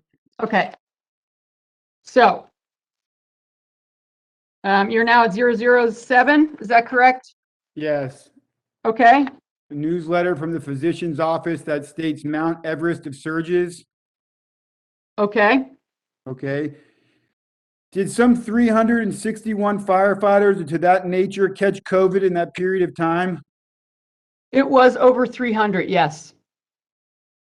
Okay, thank you. Would it be possible that these firefighters are then spreading COVID-19? Yes. Did you catch COVID-19? I did. Then would it be fair to say that you and department members could possibly be unknowingly spreading COVID-19? That is possible, although I will say that the risk is lower for a vaccinated person to spread it than for an unvaccinated person to spread it. And the risk is also lower in terms of severity of illness. Okay. Do you have any supporting evidence with you today to present to the commissioners to make that statement to support it? I do not, no. You do not. Okay. Then it would be fair to assume that you and the following department members are placing other people at risk of the transmission of COVID-19 for emergency workers, unknown status, not eligible, and vulnerable populations. Not as much of a risk as an unvaccinated person. But if, as an exempt employee, I would have to meet minimum requirements, correct? What are you referring to, minimum requirements? Can you be more specific? Testing. Having a negative test. Mm-hmm. Okay. Yes. So if I don't have COVID, how am I at a risk of spreading COVID? I don't even know how to answer that question. Okay. If you don't have COVID, if I test negative for COVID, you're assuming that the tests are 100% accurate, and you know, they're not always 100% accurate. Okay. Do you have supporting evidence to present to the commissioners of that statement? No, I don't. Okay. Can you please turn to 006 of my packet, please? I can, yes. Got it. Okay. Do you know who Dr. Maria Raven is? I do not know her, no. Okay. She's a chief of emergency medicine at UCSF Parnassus. Okay. Okay. In the bottom there, she states, we know that in 2020, before there were even vaccines, the rate of transmission from providers to patients has been documented, has been minuscule. Do you today have any data, evidence to counter her statement and support your claims that I'm a threat? So I'm just going to object that this statement lacks foundation. This is a doctor at UC Parnassus making a public statement on a news network saying that there's no documentation. So I'm asking the chief, does she have documentation to present the commission that I'm more of a threat? So, and I'm also going to object that he's not reading the quote correctly. So if he wants to read the whole thing that includes the reference to being vaccinated and having vaccines, we should have a complete record of what the doctor is actually saying in the record. I would agree. And I'm just going to ask you, please, Firefighter Shanahan, read slowly, please. Okay. It said that Dr. Raven and added, so as in the age of vaccines, boosters, and PPE, we feel like somebody has a negative COVID test, even if some have symptoms, given shortages, shortages, they will be able to come back to work. So a negative test allows them to come back to work. I'm going to object that this is asking the chief for speculation. Yeah, I'm going to sustain that objection.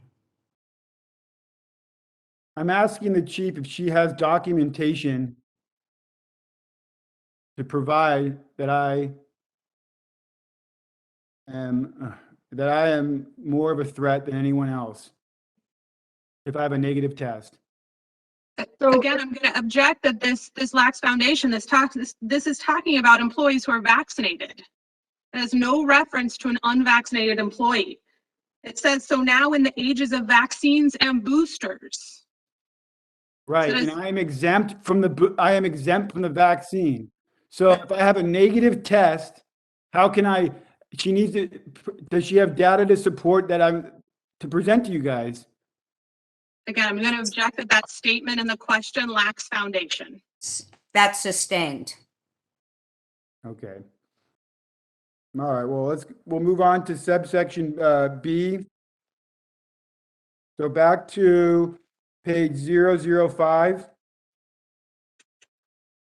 Okay.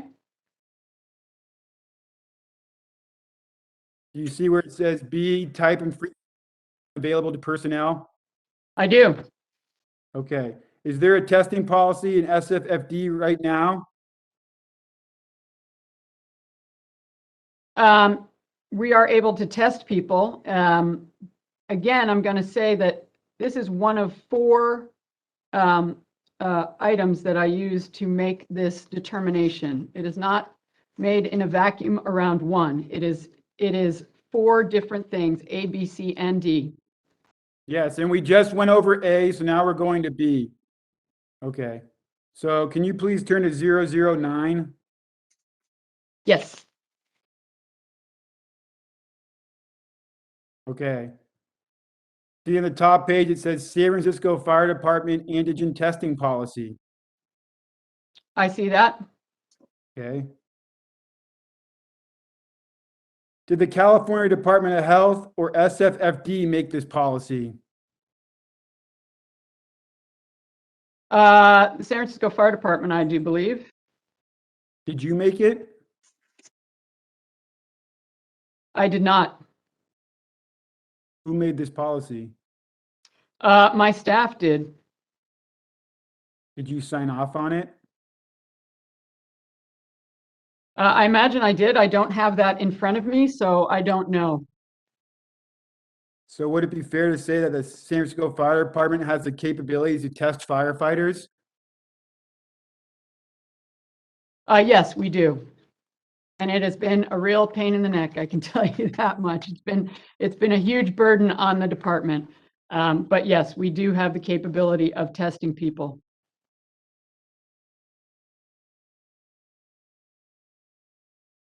Do you have documentation to support and present to the commission today on why you can't test an unvaccinated firefighter, for example, why it would be too costly? I'm going to say it's too burdensome operationally and logistically. It's not just about that one firefighter. It involves a whole slew of other people and other resources. And again, this is not the only reason that I used in terms of accommodation. Yes, we're going to move through the subsections, Chief. We're on B right now.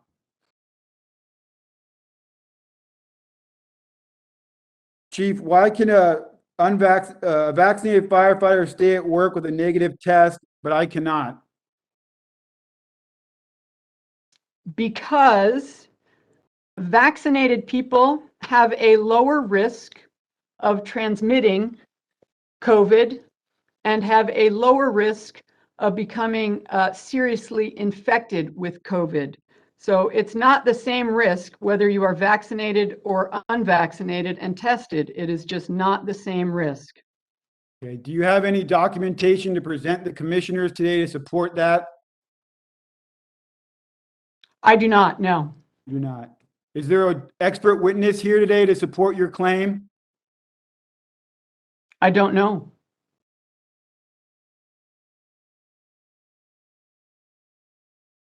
Okay, so to be fair, we just said that San Francisco Fire Department does have the capabilities to test firefighters, correct?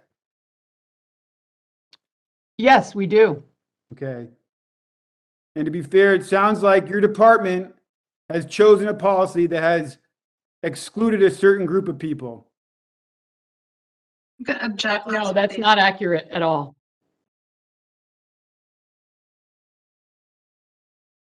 Your policy allows for 1,500 members to be tested, to be vaccinated, or to be tested when they have symptoms, right?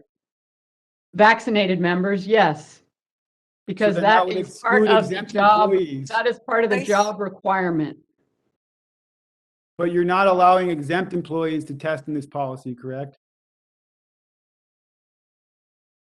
There's exemption and there's accommodation. So we're talking about two different things here. Okay, we're talking about the three accommodated people. You're not allowing, you're using subsection B to not allow them to test. So there are not any accommodated people that I know of. I know that you are exempt from the vaccine, I believe, due to a sincerely held religious belief. And again, I am not only using B to determine whether we can accommodate. However, it is my opinion that logistically and operationally, it would be a burden, a big burden on the San Francisco Fire Department to have to test and retest and track and manage all of that operationally and logistically, unvaccinated members. And that is my decision to make. That's the That's statement my you decision made. to make. That's your decision to make. It's your decision to make that it's logistically unfeasible to test 3 firefighters. It is logistically and operationally burdensome, yes, and not feasible. Do you have that? Do you have documentation to support that? No. You don't. You don't have to present the commissioners so they can make a decision on that? I don't need to provide any documentation on that I'm aware of. Okay. Okay, let's move to subsection C, please. Okay. So this is talking about masking, ensure government compliance with the masking, correct? Yes. Okay, from spring 2020 to October 24, 2021, how did you ensure compliance with the mask policy? I relied on the chain of command and the people in the department to, the leaders in the department to enforce that. Is there a mask policy now? No. So to be sure, to be clear here, you can ensure mask compliance for 1,400 members, but not 3. That is Objection, that misstates her testimony. Yeah, it does. That's sustained. You can rephrase your question, sir.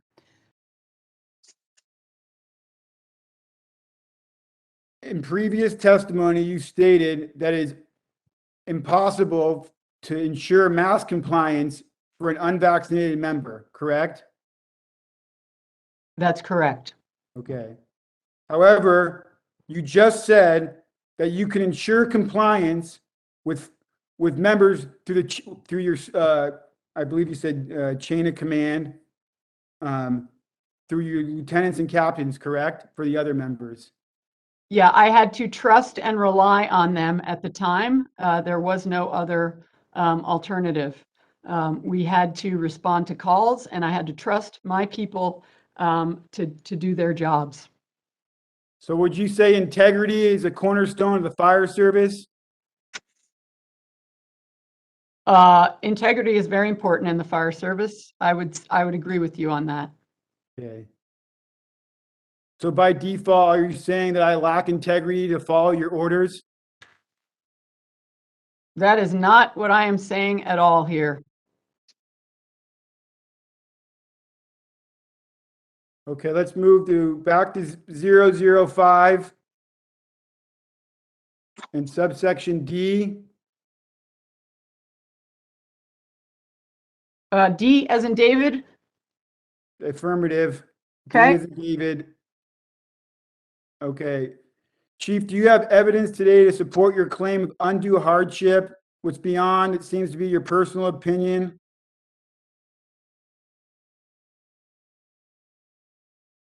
So do I have anything in writing? Is that what you're asking me? Yes. No, I don't have anything in writing with me.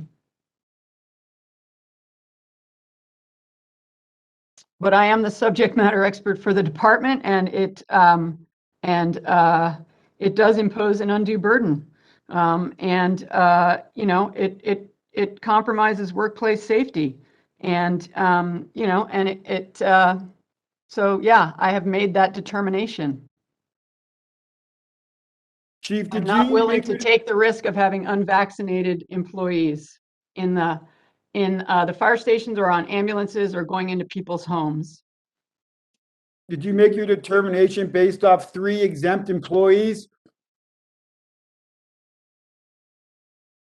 I made my determination, no, off of 3 employees. Yes. No, people who are exempt had no input on this decision. No. Okay, so to be clear, there's no evidence being presented to the commission today beyond your personal decisions, correct? Going to object that misstates her testimony. Okay, beyond the chief. Wait, I'm going to sustain the objection, and you can rephrase your question. Beyond your personal testimony, is anyone here to support what you are saying?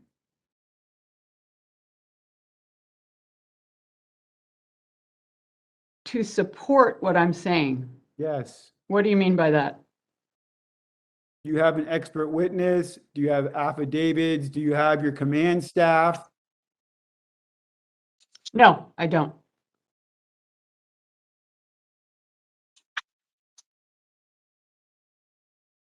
Okay.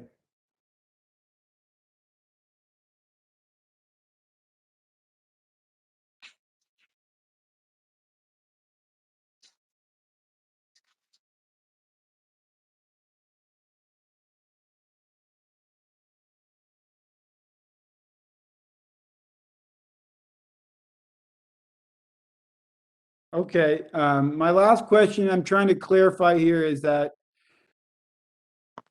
did you make your decisions of A through D on that you had 3 exemptions or just hypothetical situations?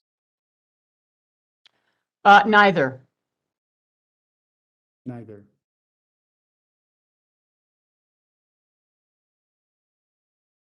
Okay. Okay. That concludes my cross-examination. All right. Thank you very much. I should note it is now 11:37, and we are going to take a recess Madam Court Reporter, is 10 minutes good for you? Yes, thumbs up for the record from the court reporter. So we will, let's say we reconvene at 11:50. Thank you. Okay, off the record. Thank you.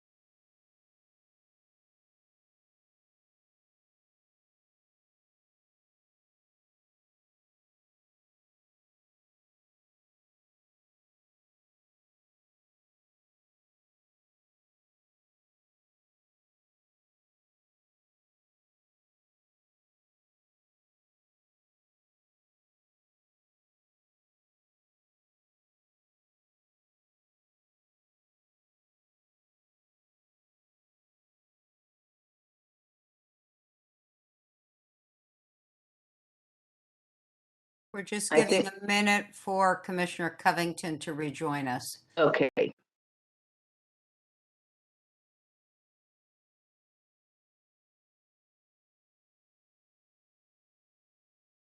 Can you hear me? Yes, Commissioner Covington, but we cannot see you. Yeah, I am trying and I don't know what's happening here. At least everybody was frozen, so please bear with me. I'm sorry. It's all right.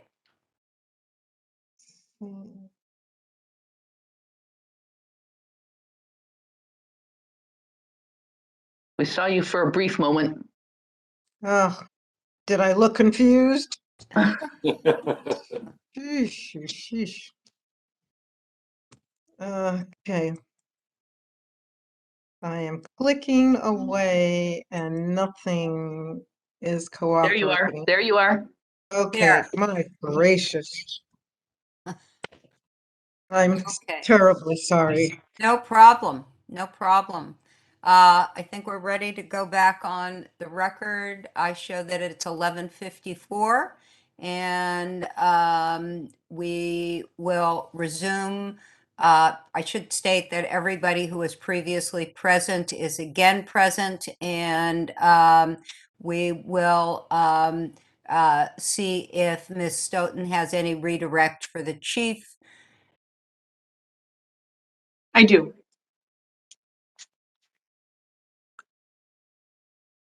Can I proceed? Yes, please. Thank you. Chief Nicholson, can you turn to the members packet and specifically look at what he's marked in hand as 007? Okay.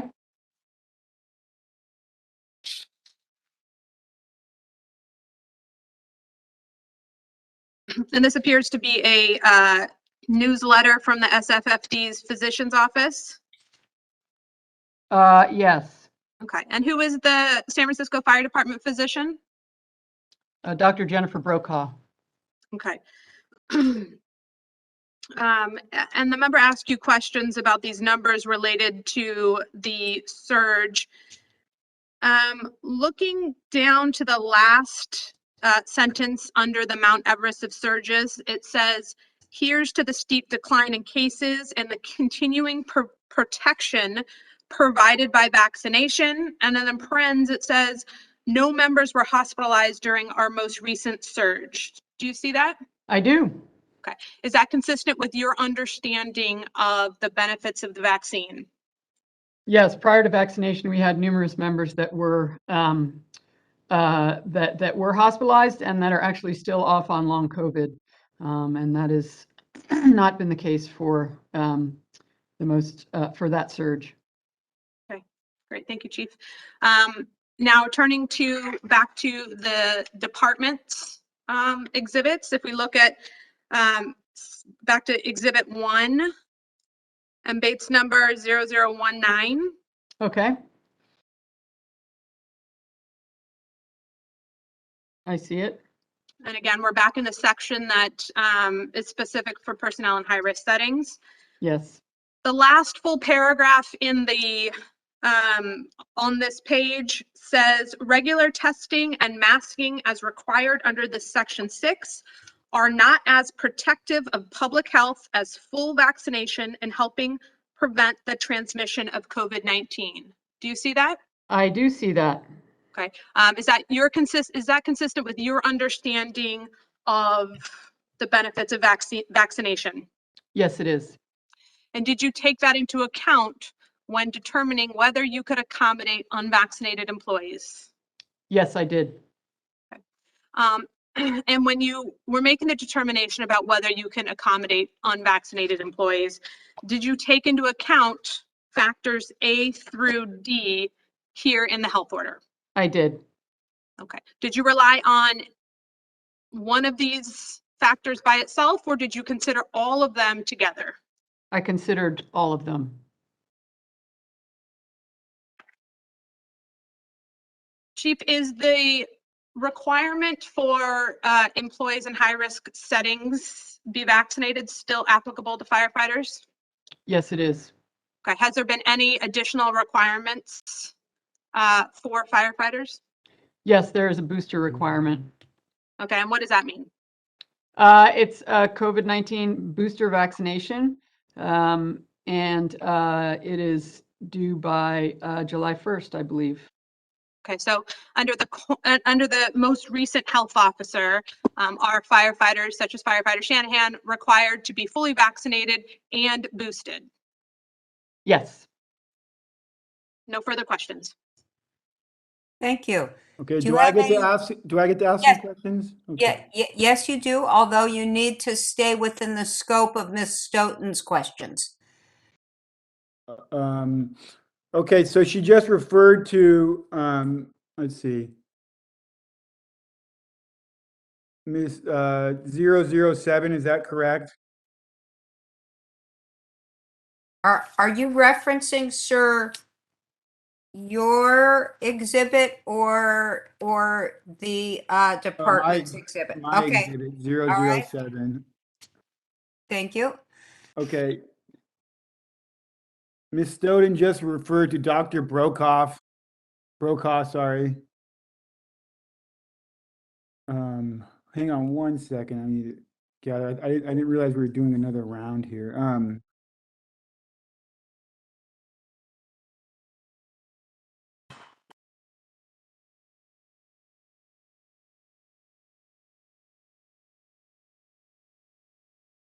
All right, my concern here is that Dr. Brokaw has openly and publicly stated that public health and politics are inseparable. So is it a conflict of interest that the chief is receiving information from her when she is unable to decipher politics and health? I'm going to object that that question lacks foundation. It's not in the record. I'm going to sustain the objection. Okay. Chief, did the mayor, Carol Eisen, or any other person of the Human Resources Department ever tell you you are not allowed to accommodate any firefighters who are unvaccinated? No, not to my knowledge, no. Did anyone ever tell you you are prohibited from accommodating firefighters who are unvaccinated?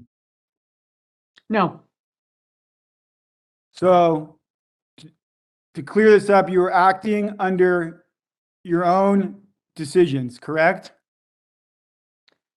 Yes, for the benefit of public safety and our members' safety, and that is what I have to look at. This is not about one person. This is about the overall health and wellness of the citizens that we serve and of our department. And you stated in previous testimony that you counseled Dr. Brokaw, correct? Or Brokaw, sorry, forgive me. I'm just going to object that this goes beyond the scope of redirect.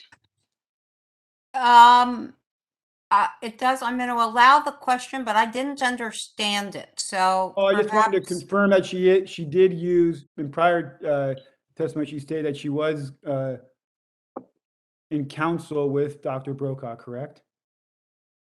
I never said I was in counsel with Dr. Brokaw. Oh, well, sorry, yeah. I have spoken to Dr. Brokaw. Okay, good. And so yes, I have spoken to her. Okay.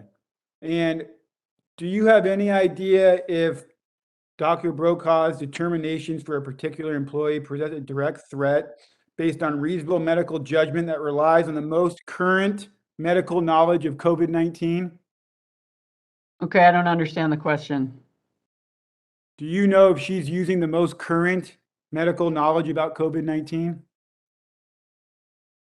So she is following the health directive and the health order of the city and county of San Francisco. Okay. She is, okay. But she's also cannot make the difference between politics and health are inseparable. So we need to. I have no knowledge of that. That's sustained. That's stricken.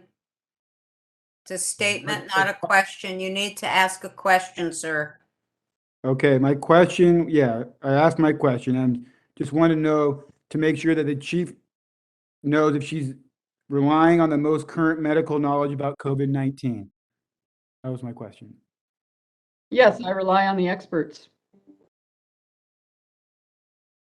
Okay, that's all I have. All right. Thank you very much.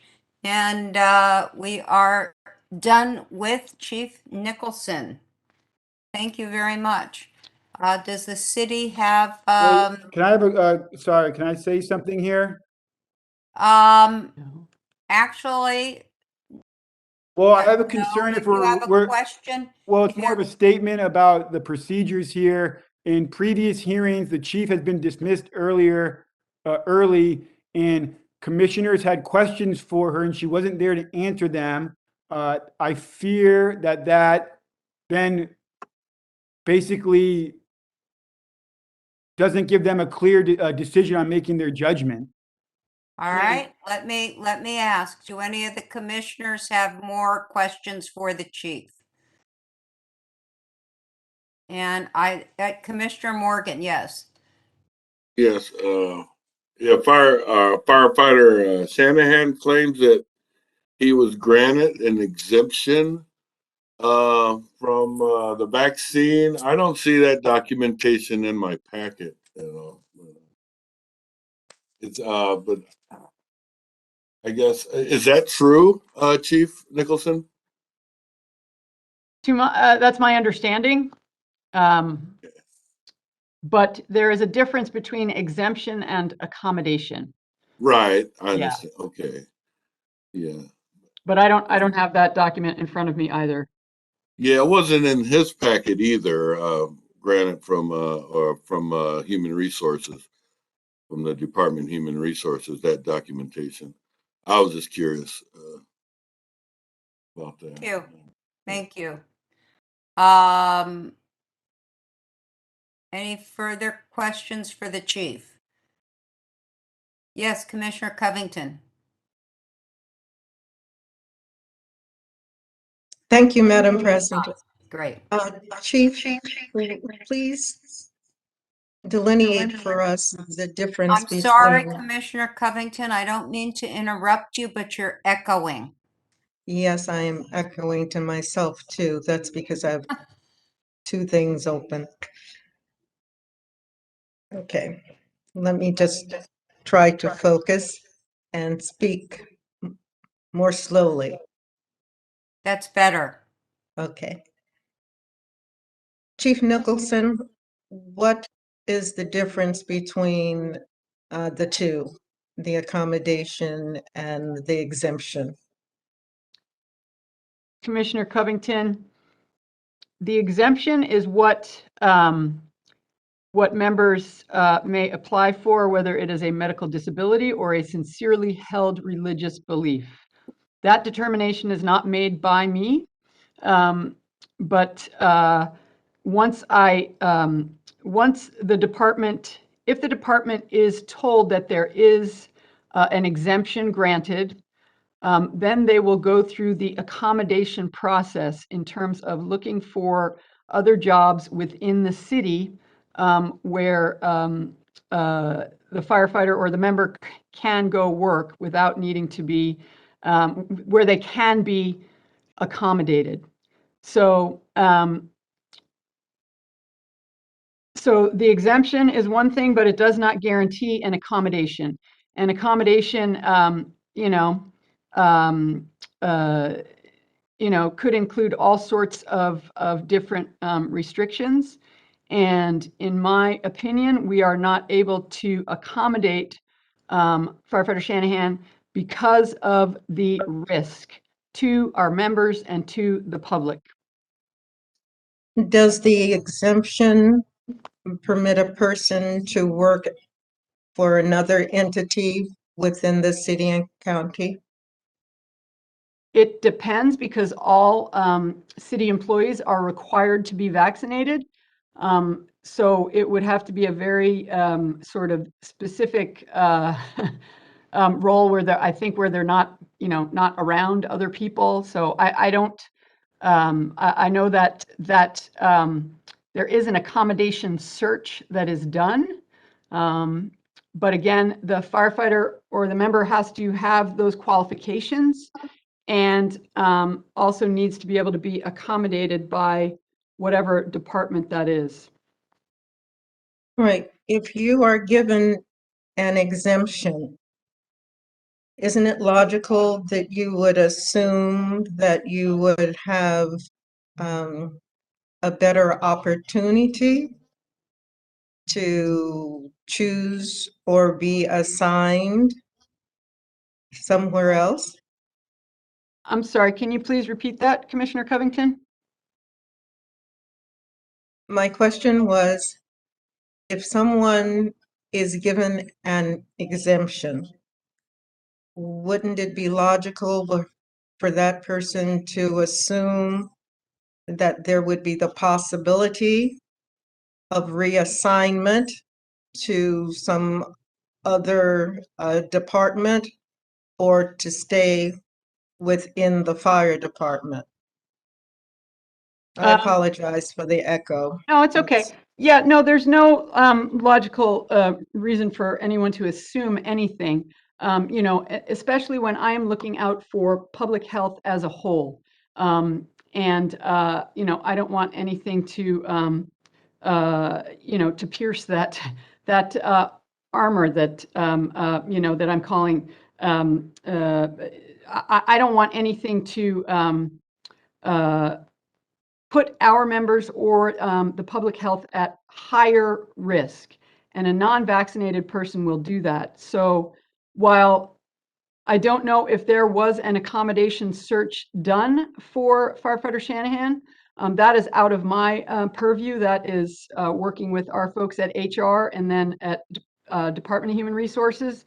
Again, I don't know what other departments are doing, other city entities are doing, but I do know that across the city, there is a vaccination requirement. So there is nowhere to reassign someone in this department. We don't have open positions to reassign people to. And again, that would be, what would the accommodation be there? So no, there is not, it's not logical to assume that someone will get reassigned if they are exempt. Okay. I'm just asking these questions because heretofore, we have not had this conversation because most people have not been granted an exemption. Yes, and again, it is a risk that I am not willing to take, and it is logistically and operationally not feasible for us to accommodate unvaccinated members. Chief Nicholson, did you have any in-depth conversations with the deputies who were serving at that time regarding just firefighter Shanahan?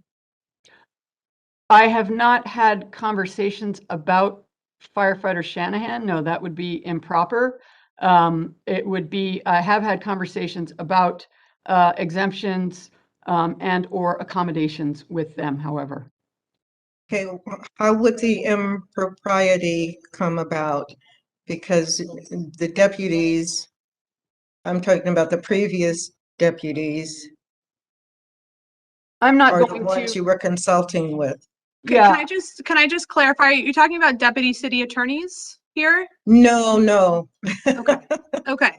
I just wanted to make that clear. Yeah. So we if I have our may own answer, deputies. if I may answer, it would be like me saying, okay, we can accommodate this firefighter, Jack Shanahan, because he's a nice guy or whatever, but I'm not going to accommodate somebody else. So I don't take personalities, I don't take the individual, I take whether or not we can accommodate someone, if that makes sense to you, Commissioner Covington. No, I understand your logic. I'm just probing because this is a fairly unique situation. So I was just trying to find out if there was any follow-up discussion with the deputies and you at that time. We have had conversations about accommodation, yes, but not just with the deputies, with others in the department as well. Okay, thank you. Miss Covington, may I speak to your on behalf of myself for your questioning? You have to ask the presiding judge. Do you have a question for Commissioner Covington? That would not be appropriate, but if you have a follow-up question to the chief based on her questioning, you may ask that. The chief is saying that there is a logistically impossible to accommodate 3 firefighters. Is that correct? Again, I'm going to object that that statement lacks foundation. Okay, how many firefighters came across your desk to accommodate? Okay, hang on, sir, 1 second. I'm overruling the objection so she can answer the question that you just asked.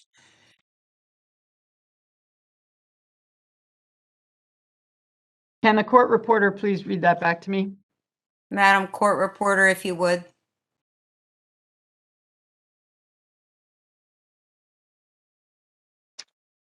Sorry, I had to unmute. Give me one moment, please. Question.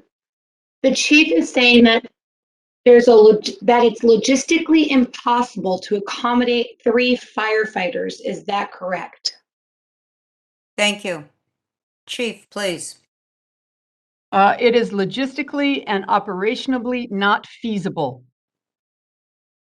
Okay, so I'm not sure how to explain it. So I'm saying to Ms. Covington that I was presented a piece of paper that stated it was an undue hardship.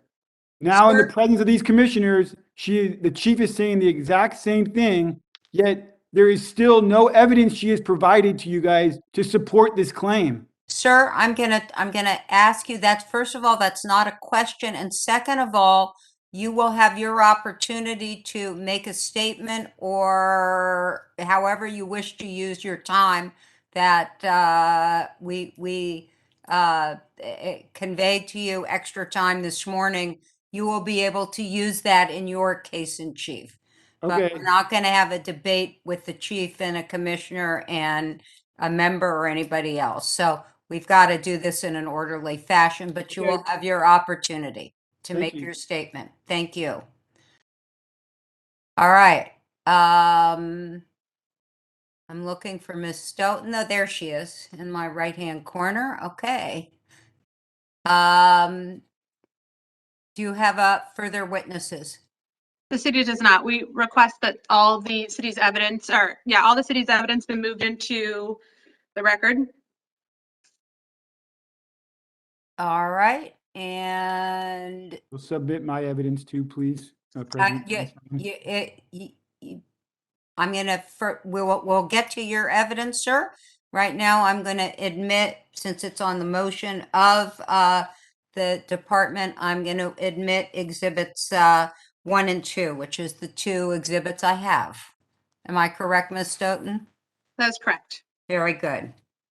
Okay, so the city rests, and we will now turn to your case, Firefighter Shanahan. I'd like to let him know that he has 54 seconds left. Oh, I just wanted to submit my evidence. Is that correct? Is that what we're asking? You can handle your remaining time however you wish. I assume you want to admit your packet into evidence. Yes, I do. All right. And is there any objection?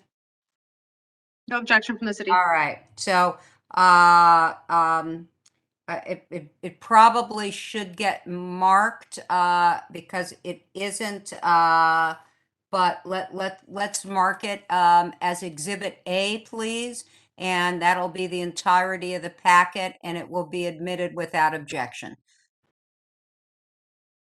And there's, in my submittal, there's page 8 is missing. It goes from page 7 to page 9. That's correct. Yes, that's true of my packet too. So Okay. it just so we're clear, there is a cover letter that says my position, and then we have pages 000, 001, 002, 003, 004, 005, 006, 007, and 009. Correct. Okay. They are admitted into evidence. All right, sir. It's your turn. Firefighter Shanahan. Yes. It's my turn to, Present whatever evidence you wish to present. We have your exhibits, they're in evidence. So anything else you might wish to add? this is the closing or? No, this is Oh. your evidentiary portion, Oh, I see. and then we'll get to closing. Okay.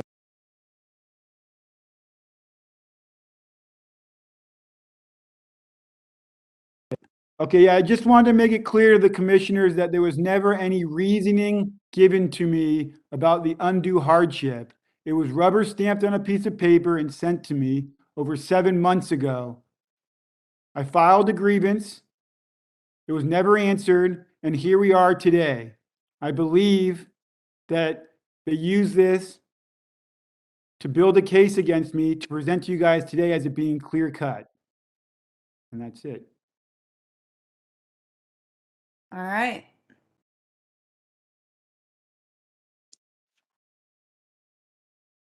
And Ms. Stoughton, do you, yes, Vice President Nacogio? Madam President, is this the appropriate time to ask the member a question? Yes, let me just first, Ms. Stoughton, I'm sorry. I didn't mean to ignore you there. Anything you wish to close with? Oh, wait, hold on. I'm confused here. I just asked, is this the time for my closing statement? Not yet, because the city bears the burden, so they go first. Sorry, And I'm then making you everyone go, confused here. and then the city has the chance to rebut. But let me Understood. first ask, Vice President Nacogio, did you wish to ask a question at this time? Madam President, only again, if it's appropriate, I assume that this was the time that the member is presenting his evidentiary, and he has no witnesses, so he has been on. And I thought, again, and I'll look to your guidance as chair to be able to ask the member a question. And if I Of can, course. Yes, you may. all right, thank you very much, Firefighter Shanahan. I wanted to ask you a question. And my question is that with everything that has occurred from the time that you've went through your process, and in your statement, you asked for a religious exemption, and you would deny that as well. At any point, I'm asking you if at all would you ever fully consider being fully vaccinated in the future?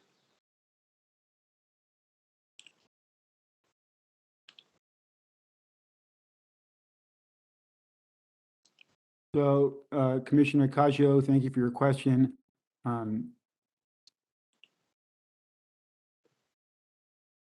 I was not denied an exemption. I was granted an exemption. I've been denied an accommodation.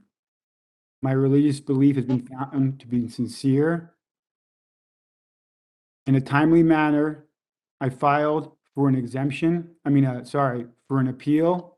I was told that the appeal process was suspended due to COVID-19. Therefore, I used Local 798 and filed a grievance. The city never responded to this information. And for 7 months, I've been waiting for answers just to get them most recently at the last commission hearings. I don't believe in forfeiting my rights or my religious beliefs when the city has already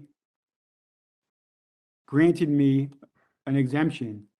I do believe the burden of proof falls on the fire department and Janine Nicholson beyond what seems to be her personal decision to present information to Commissioner Covington, Commissioner Morgan, Commissioner Caggio, and President Feinstein beyond reasonable doubt with evidence to support her claims that is an undue hardship, which she has not done today.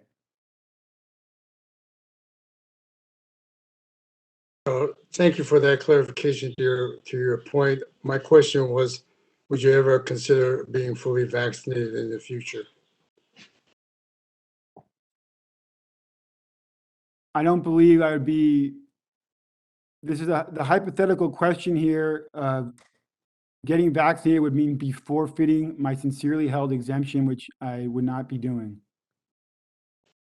That answer. I'm concluded, Madam President. Thank you. Thank you, Vice President Nacogio. All right, moving on to closing arguments. Ms. Stoughton?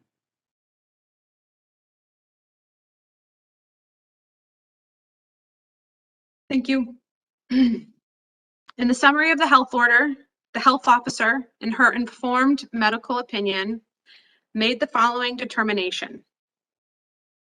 The best way to address the current surge and future surges is for everyone who is eligible to get fully vaccinated as soon as possible. The health officer, in her informed medical opinion, also stated that regular testing and masking are not as protective of public health as full vaccination and helping to prevent the transmission of COVID-19. That evidence that has been introduced here today is not subject to dispute. Firefighter Shanahan has presented no evidence to dispute that evidence. And the health officer made those determinations under her authority as a San Francisco health officer to protect the public health of all employees and citizens of the County of San Francisco. Consistent with these public health concerns, the health officer recognized that there were certain high-risk settings where public health needs required that all persons entering be fully vaccinated. Although the health order permitted exemptions based on sincerely held religious belief, the health order made it clear that there were certain instances where an employer could not accommodate even an employee who had a sincerely held religious belief. The chief testified that Firefighter Shanahan could enter a high-risk setting at any time in the course of his job. She testified that it is impossible for Firefighter Shanahan to perform the essential functions of his position if he is not permitted to enter a high-risk setting. The chief also testified that in her job duties as the chief of the fire department, and relying on the health order, she determined that the department could not accommodate even those individuals who had a sincerely held religious belief because of the increased risk unvaccinated employees would pose to the public they serve, as well as the city's workforce. That evidence, the chief's testimony, is in the record here, and it is undisputed. There is no evidence to the contrary in the record before the Fire Commission today. The evidence of the health order and the health officer and what the health orders requires is also in evidence today. There is nothing to the contrary before the Fire Commission today. It is undisputed that Firefighter Shanahan had notice of his obligation to comply with the vaccination requirement. It's also undisputed that Firefighter Shanahan knew that he would be subject to a non-disciplinary separation if he failed to comply. Firefighter Shanahan made the decision not to get vaccinated, and that is the decision why we are here today. As a result of his decision, Firefighter Shanahan could no longer perform the essential functions of his position and must be separated. Thank you. Thank you, Ms. Stoughton. Now turning to you, Firefighter Shanahan, please. Thank you, President Feinstein. The city and the department's claims against me and reasoning for recommending my separation that I have not been compliant are simply not true. I have complied at every step of the process, from submitting my vaccination status to requesting my exemption, to even following the provided process to me by the union for grieving my accommodation denial. I understand that Chief Nicholson wanted me to comply and would prefer that I comply by getting vaccinated. But I have chose the option to obtain an exemption, which was permitted by the health order and general order, and the department HR granted me the status of exempt personnel. As we all know, this pandemic has been a continuously evolving situation. It was unknown how long the vaccine mandates would last and how many boosters would be mandated. Why would I relinquish my exempt status and betray my beliefs without having all my answers as to why I was provided no accommodation options? I safely and competently performed my duties and served the city and county of San Francisco for 18 months of the pandemic with no vaccine in sight. There is no reason why I wouldn't be able to continue to do so. Furthermore, separating me now makes zero positive impact on the city's intentions of the health order. The city is opening up again. Unvaccinated people are allowed to participate in society. We know that the vaccine does not prevent the spread and transmission of COVID-19. We all wish it did. Taking away my employment will do nothing to lessen any impact of COVID would have on me or anyone else. All it does is take away the only income my family has, my way of providing for my 2 young children, and taking away our health care. If it is the goal of the health order to keep people healthy, doing this would not accomplish that. I have demonstrated today that clearly it was predetermined that no firefighter ever had a chance to be accommodated, and that there is no good faith effort to accommodate me in my position. Chief Nicholson has not provided any evidence to support her claims that accommodating me would be an undue hardship or pose an immediate threat to the city. There is also no evidence that upholding the chief's recommendation for non-disciplinary separation at this point would have any impact on the city or on the intentions of the health order. The only evidence is the chief's testimony that has no witnesses, no affidavits, her command staff, or Dr. Brokoff here to corroborate or support. As the Fire Commission, it is your duty to be the checks and balances of the fire department. The chief has presented no tangible evidence beyond her own testimony, which is based on hypothetical situations. I implore you all, Commissioner Covington, Commissioner Morgan, Commissioner Nakajo, and Commissioner Feinstein, to rescind her recommendation for non-disciplinary separation and to allow me to continue serving the citizens of San Francisco safely and effectively, and most importantly, as an exempt employee that will be fully compliant with the health order and general order. Thank you. Thank you, sir. Does the city wish rebuttal? The city does. All right.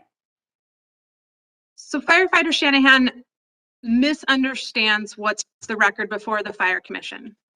The chief's testimony in this matter is evidence. She testified that as the chief of the department and the person with responsibility with maintaining public health, she analyzed all the factors laid out in the health order and determined that she could not accommodate unvaccinated employees. That determination is undisputed. And the evidence before the Fire Commission on that point is also undisputed. There is no evidence that the member has put into record that could call that into question. The chief testified multiple times why she could not accommodate employees and the increased risk of unvaccinated employees would pose.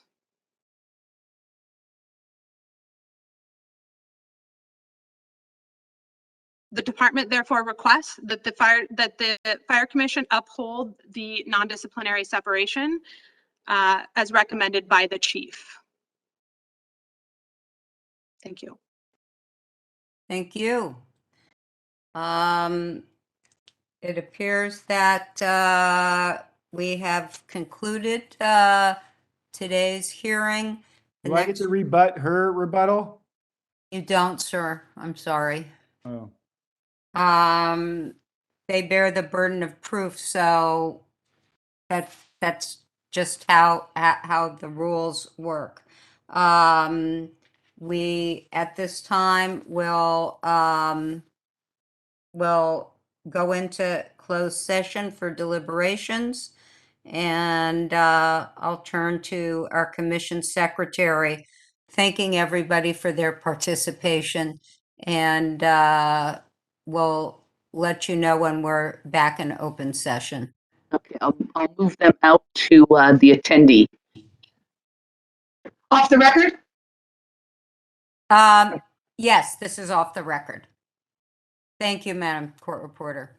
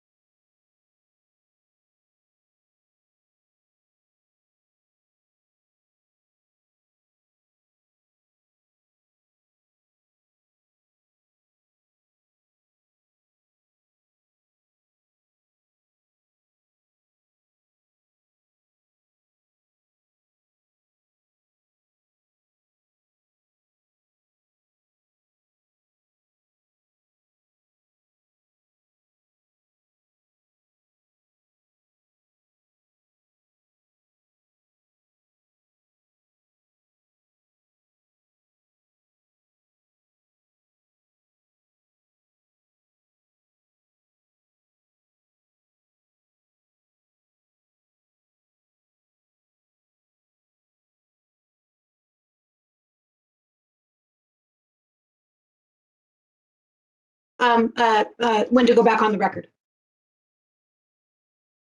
Okay, is now the time? I'm ready. Okay, we are back in open session. The time is 1:47.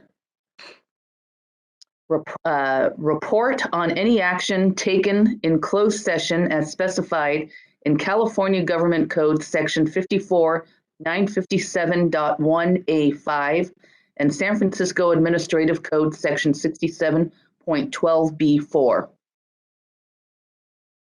Good afternoon, Commissioners. Deputy City Attorney Brad Russi. I will make the disclosure on behalf of the Commission.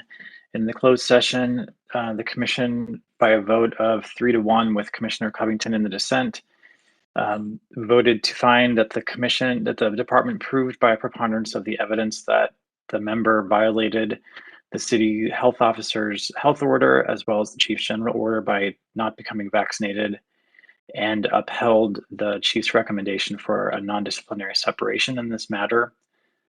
The Commission will issue a letter tomorrow memorializing this decision, which will become effective by close of business tomorrow, and will adopt findings of fact to support this decision at a future meeting, and will serve those on the member.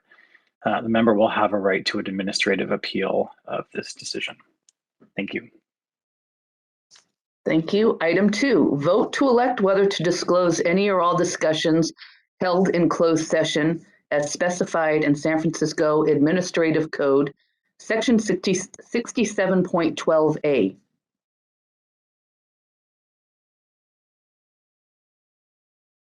Yeah, I'd like to make a You're on motion. mute. Oh, I'm sorry. Commissioner Morgan, this is Commissioner Morgan. I'd like to make a motion not to disclose. There's a second. Seconded by Vice President Nacasio. President Feinstein, how do you vote? Not to disclose. Commissioner Covington, how do you vote? Not to disclose. The motion is unanimous. Item 3, adjournment. So moved. Moved by Commissioner Covington. I'll second her motion. Vice President Nacasio, how do you vote? To adjourn. And Commissioner Morgan, how do you vote? Yes, to adjourn. This meeting is adjourned at 1:49. Thank you, everybody. Thank you. Bye-bye.